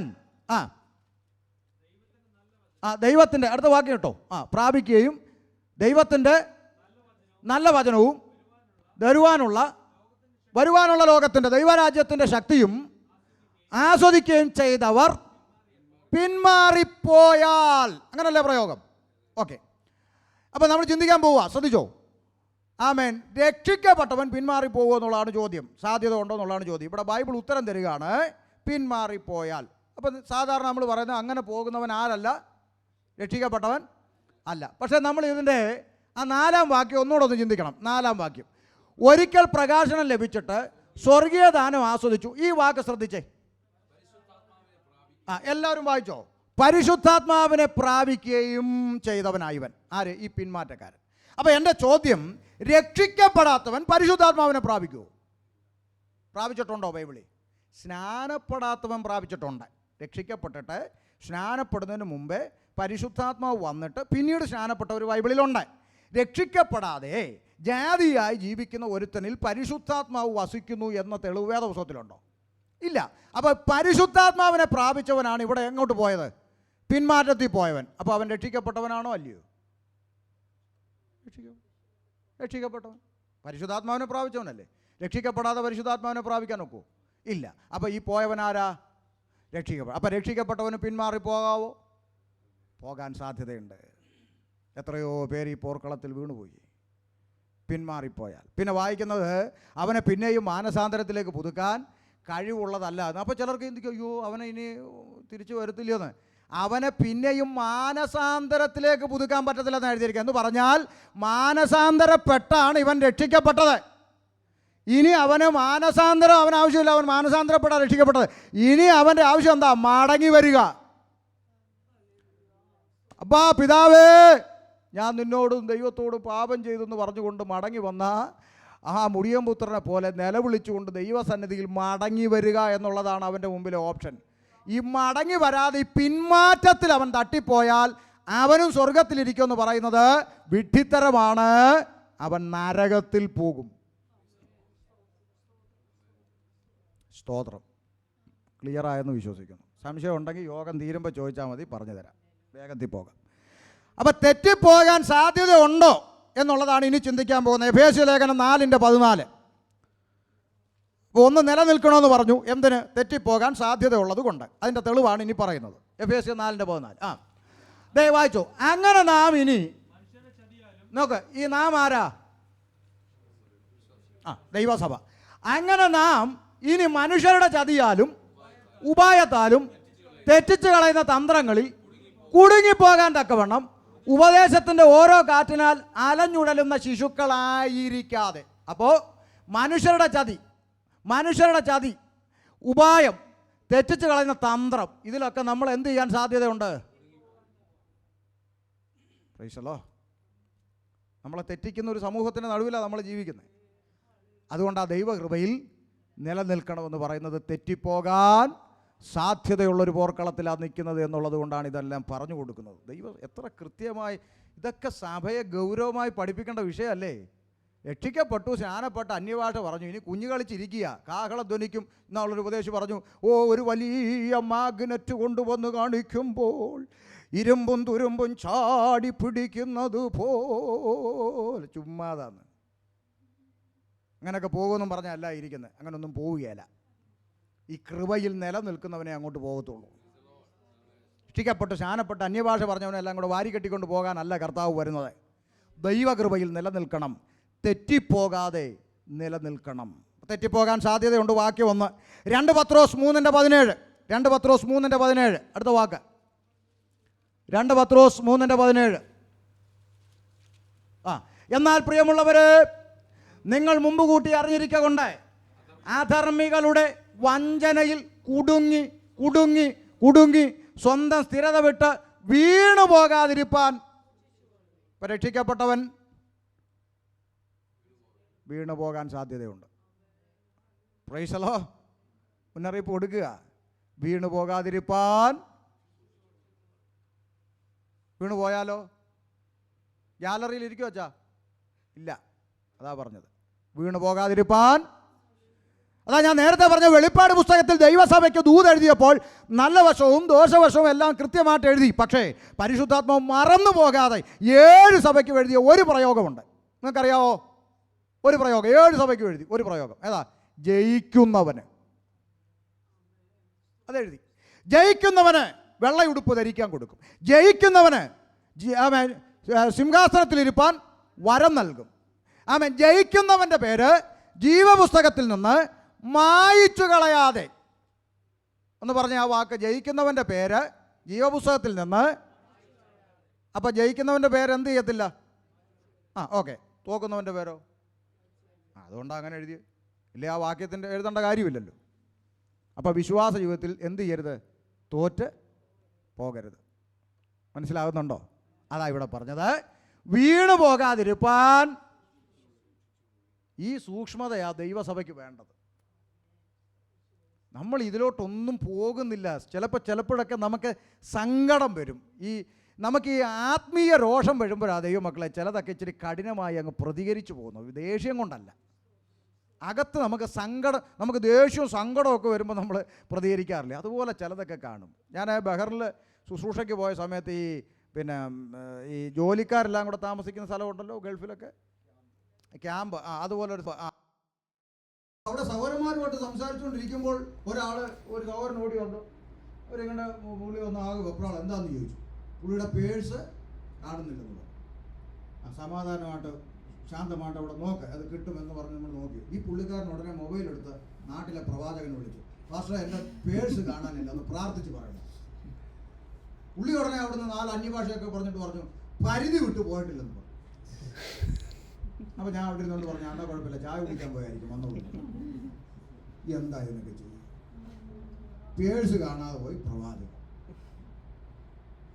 നാളെ ആരാണ്ട് പറഞ്ഞു, നല്ലപോലെ മുട്ട ഇട്ടുകൊണ്ടിരുന്ന കോഴിയാണ്, ഇപ്പം മുട്ട ഇടുന്നില്ല, എന്താന്ന് പാസ്റ്റർ ഒന്ന് പ്രാർത്ഥിച്ചു. നമ്മൾ എന്താണ് വിചാരിച്ചിരിക്കുന്നത് അതൊന്നും മനസ്സിലാക്കി. TV കാണുന്ന നമ്പറിൽ മുഴുവൻ കുത്തി വിളിക്കുക. ഇവന്മാർ പഠിപ്പിക്കുന്ന വട്ട് മുഴുവൻ തലേ കയറിയിട്ട് ഇപ്പൊ കൺഫ്യൂഷൻ ആയിട്ട് നടക്കുക. ഏതാണ് ശരി, ഏതാണ്? നീ പുസ്തകം വായിച്ചു നോക്ക്, ഇതിലുണ്ടല്ലോ ശരി. ഞാൻ പ്രവചനത്തെ ഒന്നും ഞാൻ തുച്ഛീകരിക്കുകയല്ല. ദൈവസഭയിൽ ഞാൻ ആദ്യം പറഞ്ഞ വാക്ക് നിങ്ങൾ ഇട്ടോണം, സകല കൃപാവരങ്ങളും ദൈവസഭയ്ക്ക് ഉണ്ട്, ഇല്ലെന്നൊന്നും ഞാൻ പറഞ്ഞില്ല. പക്ഷെ പ്രവചനം എന്നൊക്കെ പറഞ്ഞാൽ എന്താണെന്ന് നമ്മുടെ ആളുകൾക്ക് ഇപ്പോഴും അറിയത്തില്ല. ഞാനൊരു കാര്യം ചോദിക്കട്ടെ, വേദപുസ്തകം പറയും നേരോടെ നടക്കുന്നവർക്ക് അവൻ മുടക്കത്തില്ല. ഇവിടെ ഒരു സഹോദരൻ, പിന്നെ മോനെ എന്തുവാ, കൊട്ടിയ മോന്റെ പേരെന്തുവാ, ബെൻ. നമ്മുടെ ബെന്നെ നേരോടെ നടക്കുന്നവർക്ക് ഒരു നന്മയും മുടക്കത്തില്ലെന്ന വാക്യം കണ്ടു. അപ്പൊ പുള്ളി രക്ഷിക്കപ്പെട്ടു, സ്നാനപ്പെട്ടു, പരിശുദ്ധാത്മാവിനെ പ്രാപിച്ചു, ദൈവകൃപയിൽ ജീവിക്കാൻ പുള്ളി അങ്ങ് തീരുമാനിച്ചു. നേരോടെ നടന്ന ദൈവം ഒരു നന്മയ്ക്കും മുടക്കം. പുള്ളി അത്യാവശ്യം ദൈവത്തെ ആരാധിച്ചു, വലിയ സൂത്രങ്ങളൊന്നും ഇല്ലാതെ കർത്താവിനെ സേവിച്ച് അങ്ങ് പോകാൻ തീരുമാനിച്ചു. എൻ്റെ ചോദ്യം നിങ്ങളോട്, അങ്ങനെ ജീവിക്കുന്ന ബെന്നിനെ ദൈവത്തിന് അനുഗ്രഹിക്കണമെങ്കിൽ ഭൂമിയിൽ ഒരുത്തന്റെ റെക്കമെൻഡേഷൻ ദൈവത്തിന് ആവശ്യമുണ്ടോ? പറ. എന്തിന്? നേരെ അങ്ങ് ജീവിച്ചാൽ മതി, ഇല്ലേ? ഇനി അടുത്ത മാസം 15-ാം തീയതി, ജൂലൈ മാസം 15-ാം തീയതി ദൈവത്തിന് ബെന്നിനെ അനുഗ്രഹിക്കണം എന്നൊരു ചിന്ത ദൈവത്തിനുണ്ടെന്ന് അങ്ങ് വെച്ചോ. ഉദാഹരണം വെച്ചോ, ഉണ്ട്. 15-ാം തീയതി ബെന്നിനെ ദൈവം ചില മേഖലകളിൽ അങ്ങ് അനുഗ്രഹിക്കാൻ പോവാന്ന് വെച്ചോ, ഉദാഹരണം. അങ്ങനെ ദൈവം തീരുമാനിച്ചു. എൻ്റെ ചോദ്യം, ഇത് ഒരാഴ്ച മുമ്പേ പ്രവാചകൻ വന്നിട്ട് ബെന്നിനോട് പറയുക, അടുത്ത ആഴ്ച 15-ാം തീയതി ദൈവം നിന്നെ അനുഗ്രഹിക്കുമെന്ന് ഒരാഴ്ച മുമ്പേ പറഞ്ഞതുകൊണ്ട് ബെന്നിന് എന്തെങ്കിലും ഗുണമുണ്ടോ? പറ. ഉണ്ടോ? ഇനിയിപ്പോ ഈ പുള്ളി ഇത് പറഞ്ഞില്ല എന്ന് വിചാരിച്ച് 15 എന്നുള്ളത് ദൈവം 20 ആക്കുമോ? ഇല്ല. പിന്നെ ഇതൊക്കെ കൊണ്ടുള്ള നേട്ടം എന്താന്ന് പറ. നാളെ ഒരുത്തൻ പറഞ്ഞു 9, 8, 5, 4, 3, 4 ഒരു മൊബൈൽ നമ്പർ എന്നെ കാണിക്കുന്നു. അപ്പോൾ ഒരുത്തൻ അവിടുന്ന് എഴുന്നേറ്റ് പൊങ്ങിക്കൊണ്ട് എൻ്റെ നമ്പറാന്ന് പറഞ്ഞ് മുമ്പോട്ട് വന്നു. മൊബൈൽ നമ്പർ ഇവനെ കാണിച്ചെന്നാ പറയുന്നത്. മറ്റവൻ കരഞ്ഞുകൊണ്ട് മുമ്പോട്ട് വന്നു. സമ്മതിച്ചു. എൻ്റെ ചോദ്യം, ഇതുകൊണ്ട് ദൈവം അർത്ഥമാക്കുന്ന എന്താ? ഈ നമ്പർ മാറ്റണോ? ദൈവം നിന്റെ നമ്പർ എന്നെ കാണിച്ചു, ഓക്കെ, എന്താ ദൈവാത്മാവ് പറയുന്നത്? ഈ നമ്പർ ശരിയല്ല, മാറ്റണോ? അതോ ഈ നമ്പറിനകത്ത് വല്ലതും പോലീസുകാർ വിളിക്കുന്നു? എന്താ പ്രശ്നം? എന്താ? അല്ല, പ്രശ്നമൊന്നുമില്ല. പിന്നെ അല്ല, നിന്റെ മൊബൈൽ നമ്പർ ഞാൻ പറഞ്ഞില്ലേ? അപ്പൊ ഞാൻ ആരാ മോൻ? അതാ കാര്യം, അത്രേ ഉള്ളൂ വിഷയം. അപ്പൊ ഞാനൊരു സംഭവമാണെന്ന് തെളിയിക്കാനാണ് ഇവർ ഈ പാടുപെടുന്നത്. അതല്ല പ്രവചനം. ഇനി എന്താ പ്രവചനം? അടുത്ത മാസം 15-ന് ബെന്നിനെ അനുഗ്രഹിക്കാൻ ദൈവത്തിന് പ്ലാനുണ്ട്. പരിശുദ്ധാത്മാവ് അങ്ങനെ ചിന്തിച്ചു. ദൈവാത്മാവ്, പിതാവ്, പുത്ര, പരിശുദ്ധാത്മാവിന്റെ സന്നിധിയിൽ കൂടി ആലോചിച്ചു. അടുത്ത മാസം 15-ന് ബെന്നിനെ അനുഗ്രഹിക്കണം. സ്വർഗീയ കോടതി തീരുമാനമെടുത്തു, അനുഗ്രഹിക്കണം. അങ്ങനെ അനുഗ്രഹിക്കാൻ ദൈവം തീരുമാനിച്ചപ്പോൾ ദൈവത്തിന്റെ അഭിഷിക്തന്മാരെ കുറിച്ച് രാമകൾ കുറ്റം ചുമത്തും അപവാദി ദൈവസന്നിധി നിൽക്കാൻ ചെന്നു. അവൻ പറയും, നീ നീതിയുള്ള ദൈവമാണെങ്കിൽ ബെന്നിനെ അനുഗ്രഹിക്കാൻ പാടില്ല. എന്നാ പ്രശ്നം? എന്നാ അവൻ നേരോടെ നടക്കുന്ന പൈതല, ദൈവ പൈതല. അതൊന്നും പറഞ്ഞിട്ട് കാര്യമൊന്നുമില്ല. കാര്യമൊക്കെ ശരിയോ, കൊട്ടുന്നു പാടിയൊക്കെ ചെയ്യുന്നുണ്ട്. പക്ഷേ അവൻ കഴിഞ്ഞ ദിവസം അവൻ്റെ അമ്മയെ എന്ത് ചെയ്തു? അവൻ തല്ലി. പറയുക, ഇവൻ കുറ്റം ചുമത്തുക. നീ നീതിയുള്ള ദൈവമാണെങ്കിൽ അവനെ അനുഗ്രഹിക്കാൻ പാടില്ല. ദൈവം നീതിയുള്ളവനാ. ദൈവത്തിന് നീതി വിട്ട് ഒരു കാര്യവും ചെയ്യാൻ പറ്റത്തില്ല. പക്ഷേ മറുവശത്ത് ബെന്നാരാ? വീണ്ടെടുക്കപ്പെട്ട ദൈവം, ഇതിൽ മോനാ, രക്തത്താൽ വീണ്ടെടുക്കപ്പെട്ട മോനാ. ദൈവത്തിന് സ്നേഹമുണ്ട്, പക്ഷെ നീതി വിട്ടൊന്നും ചെയ്യാൻ പറ്റത്തില്ല. അവിടെയാണ് ദൈവത്തിന് ആരുടെ ആവശ്യം? പ്രവാചകന്റെ ആവശ്യം. ബെന്നിനെ കണ്ടിട്ടും കേട്ടിട്ടും ഇല്ലാത്ത പ്രവാചകനെ ബെന്നിന്റെ അടുക്കൽ അയക്കും. അത് ബെന്ന് ടി വി കണ്ട് കുത്തി വിളിക്കുന്നവനല്ല, ബെന്നിനെ അറിയാത്തവനെ അടുക്കൽ അയക്കും. അയച്ചിട്ട് പറയും, അടുത്ത മാസം നിന്നെ അനുഗ്രഹിക്കാൻ ദൈവത്തിന് പദ്ധതിയുണ്ട്. പക്ഷേ നീ നിന്റെ മാതാവിനെ തല്ലിയത് പരിശുദ്ധാത്മ വെളിപ്പെടുത്തുന്നു. ഏറ്റു പറഞ്ഞ് ഉപേക്ഷിച്ച് മനം തിരിഞ്ഞാൽ ദൈവം നിന്നെ അനുഗ്രഹിക്കും. മനസ്സിലായോ? ജീവിതത്തിൽ കണ്ടിട്ടില്ലാത്തവൻ രഹസ്യ ജീവിതത്തിലെ വിഷയം വന്ന് വെളിപ്പെടുത്തുമ്പോൾ ബെന്ന് നെടുമ്പാട് വീട് നിലവിളിക്കും. ഇനി ഞാനത് ആവർത്തിക്കത്തില്ലെന്ന് പറയും. അമ്മയോട് നിരക്ക് പ്രാപിക്കും. സ്വർഗീയ കോടതി എഴുന്നേക്കും. ഇനി വല്ലതും പറയാനുണ്ടോ? ഇല്ല. പിശാച് ലജ്ജിക്കും. ബെന്ന് അനുഗ്രഹിക്കപ്പെടും. ദൈവത്തിന്റെ ക്രമീകരണം അങ്ങനെ. അതിന് പ്രവാചകൻ വേണം, വേണ്ടേ? വേണം. പ്രവാചകൻ ദൈവസഭയിൽ വരുമ്പോൾ സഭ പ്രാർത്ഥിക്കണം, കർത്താവേ, എന്റെ ജീവിതത്തിൽ, എന്റെ അനുഗ്രഹത്തിന്, എന്റെ വിടുതൽ, എന്റെ നിത്യതയ്ക്ക് തടസ്സമായിരിക്കുന്ന കുറവുകൾ എനിക്ക് വെളിപ്പെടുത്തണമേ. നമ്മുടെ കുറവ് പറയുന്നവനെ കൈ കൊടുത്തിട്ട് കൂട്ടായ്മ കൊടുക്കണം. മനസ്സിലായോ? നമ്മൾ അത് ചെയ്യുകയല്ല. തലേന്ന് രാത്രി ഭർത്താവുമായിട്ട് അടിയുണ്ടാക്കി, പിന്നെ കതകും പിടിച്ചടച്ച്, ഭർത്താവിനെ കാലാന്ന് വിളിച്ച് കതകും പിടിച്ചടച്ചേച്ച്, പിന്നെ പിറ്റേന്ന് രാവിലെ ചർച്ചയിൽ വന്നിരുന്നു. ഒട്ടിച്ച് അന്യഭാഷ പറയുമ്പോൾ പ്രവാചകൻ ഇങ്ങോട്ട് വന്നിട്ട് പറയാം, മകളെ, നിന്റെ കണ്ണുനീരും നിന്റെ പ്രാർത്ഥനയും എൻ്റെ ആത്മാവ് കണ്ടിരിക്കുന്നു. അപ്പോഴേ പെണ്ണുമ്പിള്ളക്ക് മാനസാന്തരമാണോ വരുന്നത്? അപ്പോൾ കാലാന്ന് വിളിച്ചാലും വലിയ കുഴപ്പമൊന്നും ഇതല്ല. ഞാൻ വേഗത്തിൽ അവസാനിപ്പിക്കാം, സമയമായി എനിക്ക് മനസ്സിലായി, വേഗത്തിൽ നിർത്താം. ഈ ഭാഗം കൂടെ പറഞ്ഞ് ഞാൻ ഇരിക്കുകയാണ്. ഒന്ന്, നിലനിൽക്കണമെന്ന് പറഞ്ഞു, കാരണം തെറ്റിപ്പോകാൻ സാധ്യതകളുണ്ട്. മൂന്നാമത്തെ ഒരു ചിന്ത പറഞ്ഞിരിക്കാം, തെറ്റിപ്പോയവരാരെങ്കിലും ബൈബിളിലുണ്ടോ? 3 പേരെ കണ്ടിട്ടിരിക്കാം. 1 തിമോത്തിയോസ് 6:10. 3 പേരെ വായിച്ചിട്ടിരിക്കാം. 1 തിമോത്തിയോസ് 6:10. ഇതൊക്കെ മണിക്കൂർ ഇനി ഇഷ്ടം പോലെ ഉണ്ട് പറയാൻ, സമയത്തിൻ്റെ പരിമിതിയുണ്ട്. ദ്രവ്യാഗ്രഹം സകലവിധ ദോഷത്തിനും മൂല കാരണം. ഇത് ചിലർ കാക്ഷിച്ചിട്ട് കൃപയാൽ വിശ്വാസം മൂലം രക്ഷിക്കപ്പെട്ട അകത്ത് കയറിയവൻ ഏതു വിധത്തിലും പണമുണ്ടാക്കണമെന്ന ചിന്ത അകത്ത് കയറിയപ്പോൾ വിശ്വാസം വിട്ടുപോയി. ദ്രവ്യാഗ്രഹം, ഏതു വിധത്തിലും പണമുണ്ടാക്കണമെന്ന ചിന്ത അകത്ത് കയറിയാൽ ദൈവകൃപയിൽ നിന്ന് നഷ്ടപ്പെട്ടു പോകാൻ സാധ്യതയുണ്ട്. അങ്ങനെ പോയവനെ കുറിച്ചാണ് ഇവിടെ വായിച്ചത്. അതിനൊരു ഉദാഹരണം നിങ്ങൾക്കറിയാം. എലീശയുടെ ഉത്തമ അരുമ ശിഷ്യൻ ഗേഹസി, അല്ലേ?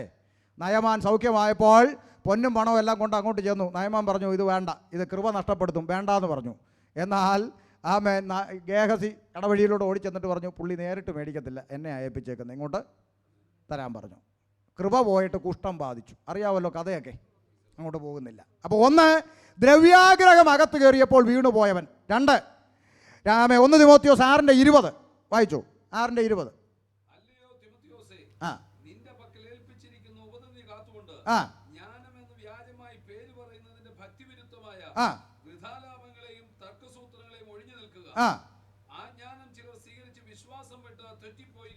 ഇവിടെ രണ്ടാമതൊരു കൂട്ടം തെറ്റിപ്പോ. എന്താ?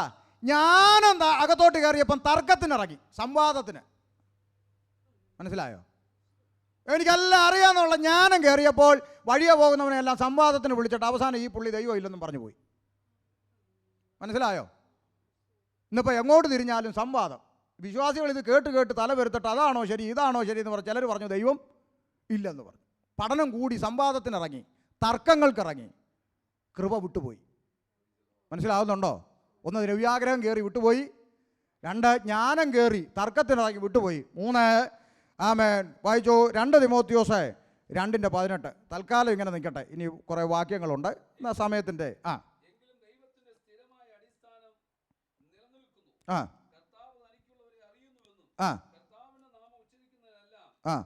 അതാണോ? അതെ, അതാ വാക്യം. ഉമനയോസും ഫിലാത്തോസും അവരുടെ കൂട്ടത്തിലുള്ളവരാകുന്നു. അവർ സത്യം വിട്ട് തെറ്റി പുനരുദ്ധാനം കഴിഞ്ഞെന്ന് പറഞ്ഞ് ചിലരുടെ വിശ്വാസം. അപ്പോൾ ഇവിടെ 2 പേരുടെ പേര് പറഞ്ഞിട്ട് പറഞ്ഞു ഇവര് വീണു പോകുന്നത് എങ്ങനെയെന്നറിയാമോ? ഇവർ ഉപദേശത്തിൽ തെറ്റി. പുനരുദ്ധാനം ഇല്ലെന്ന്. നമ്മളൊക്കെ കാത്തിരിക്കുന്ന പ്രത്യാശ പുനരുദ്ധാനമാണ്. എന്നാൽ അതില്ല എന്ന് പറഞ്ഞുകൊണ്ട് തെറ്റിക്കുന്ന ഒരു കൂട്ടം കൃപയിൽ നിന്ന് വീണുപോയി. ഉപദേശത്തിൽ തെറ്റിയവർ. ഇന്ന് ചിലർ പറഞ്ഞ സഭ മഹോപദ്രവത്തിലൂടെ ഇപ്പോൾ പറഞ്ഞുകൊണ്ടിരിക്കുക, എല്ലാം ഉപദേശത്തിൽ തെറ്റിക്കിടക്കുക. മനസ്സിലാകുന്നുണ്ടോ? അവൻ്റെ ഉപദേശത്തിൽ തെറ്റിയവന്മാരുടെ പേര് എഴുതി വെച്ചു. എൻ്റെ അടുത്ത് ചിലർ ചോദിക്കും, ഈ പേര് പറയുന്നത് എന്തിനാന്ന്. ഒരിക്കൽ പൗലോസ് ഇങ്ങനെ പറഞ്ഞു, ചെമ്പ് പണിക്കാരനായ അലക്സാണ്ടർ എനിക്ക് വളരെ ദോഷം ചെയ്തു. അവൻ നമ്മുടെ പ്രസംഗത്തോട് അത്യന്തം എതിർത്ത് നിന്നു. കർത്താവ് അവന് തക്കവണ്ണം പകരം കൊടുക്കും, നീയോ അവനെ സൂക്ഷിച്ചുകൊള്ളുക. അല്ലേ? അപ്പോൾ ഈ പേര് പറയുന്നത് പാസ്റ്റർമാർക്ക് വിഷമമായതുകൊണ്ട് പൗലോസ് പേര് പറഞ്ഞില്ല എന്ന് വെക്കുക. ഇങ്ങനെ എഴുതി, ചെമ്പ് പണിക്കാരനായ ലവൻ, പേര് പറഞ്ഞില്ല, ചെമ്പ് പണിക്കാരനായ ലവൻ എനിക്ക് വളരെ ദോഷം ചെയ്തു. ലവൻ നമ്മുടെ പ്രസംഗത്തോട് അത്യന്തം എതിർത്ത് നിന്നു. ലവന് കർത്താവ് കൊടുത്തോളും, നീ ലവനെ സൂക്ഷിക്കുക. എഴുതി യവനെ. അപ്പോൾ ദുരുപദേശം പറയുന്നവൻ ആരാണെന്ന് സഭയെ അറിയിച്ചെങ്കിൽ മാത്രമേ അങ്ങനെയുള്ളവർ നമ്മുടെ വീട്ടിലോ സഭയിലോ വരാതെ നമുക്ക് സൂക്ഷിക്കാൻ പറ്റൂ. പകരം കൊടുക്കേണ്ടത് നമ്മളല്ല, പകരം കൊടുക്കേണ്ടത് കർത്താവ് കൊടുത്തോളും, നീയോ അവനെ സൂക്ഷിച്ചോളും. അപ്പോൾ ദുരുപദേശകരെ അകറ്റി നിർത്താൻ വേണ്ടിയാണ് പേര് പറഞ്ഞ് സംസാരിക്കേണ്ടി വരുന്നത്. ഇതൊക്കെ കേട്ടിട്ട് നമ്മുടെ പുറത്തോട്ട് കയറിയ ആളുകൾ, കുഞ്ഞ്, ശരിയായ വിശ്വാസ ജീവിതത്തിൽ നിലനിൽക്കണമെങ്കിൽ സത്യം വിട്ട് നടക്കുന്നതിനെ ഒഴിഞ്ഞ് സത്യത്തിനു വേണ്ടി നിന്ന് നിത്യതയെ കാക്ഷിച്ചുകൊണ്ട് ദൈവകൃപയിൽ നിലനിന്നുകൊണ്ടാൽ അങ്ങനെ കർത്താവിൻ്റെ മുമ്പിൽ നിൽക്കാനിട വരും. കരങ്ങളെ ഉയർത്തി കർത്താവിനെ സ്തുതിച്ചാട്ടെ. ആമേൻ. താൽക്കാലികമായി നിർത്തുന്നു. പഠിക്കാൻ ഇഷ്ടം പോലുണ്ട്. ദൈവം അനുവദിക്കുന്നെങ്കിൽ ഇനിയൊരു അവസരത്തിലാകട്ടെ എന്ന് ഓർപ്പിച്ചിരിക്കുന്നു. ദൈവം നിങ്ങളെ അനുഗ്രഹിക്കട്ടെ.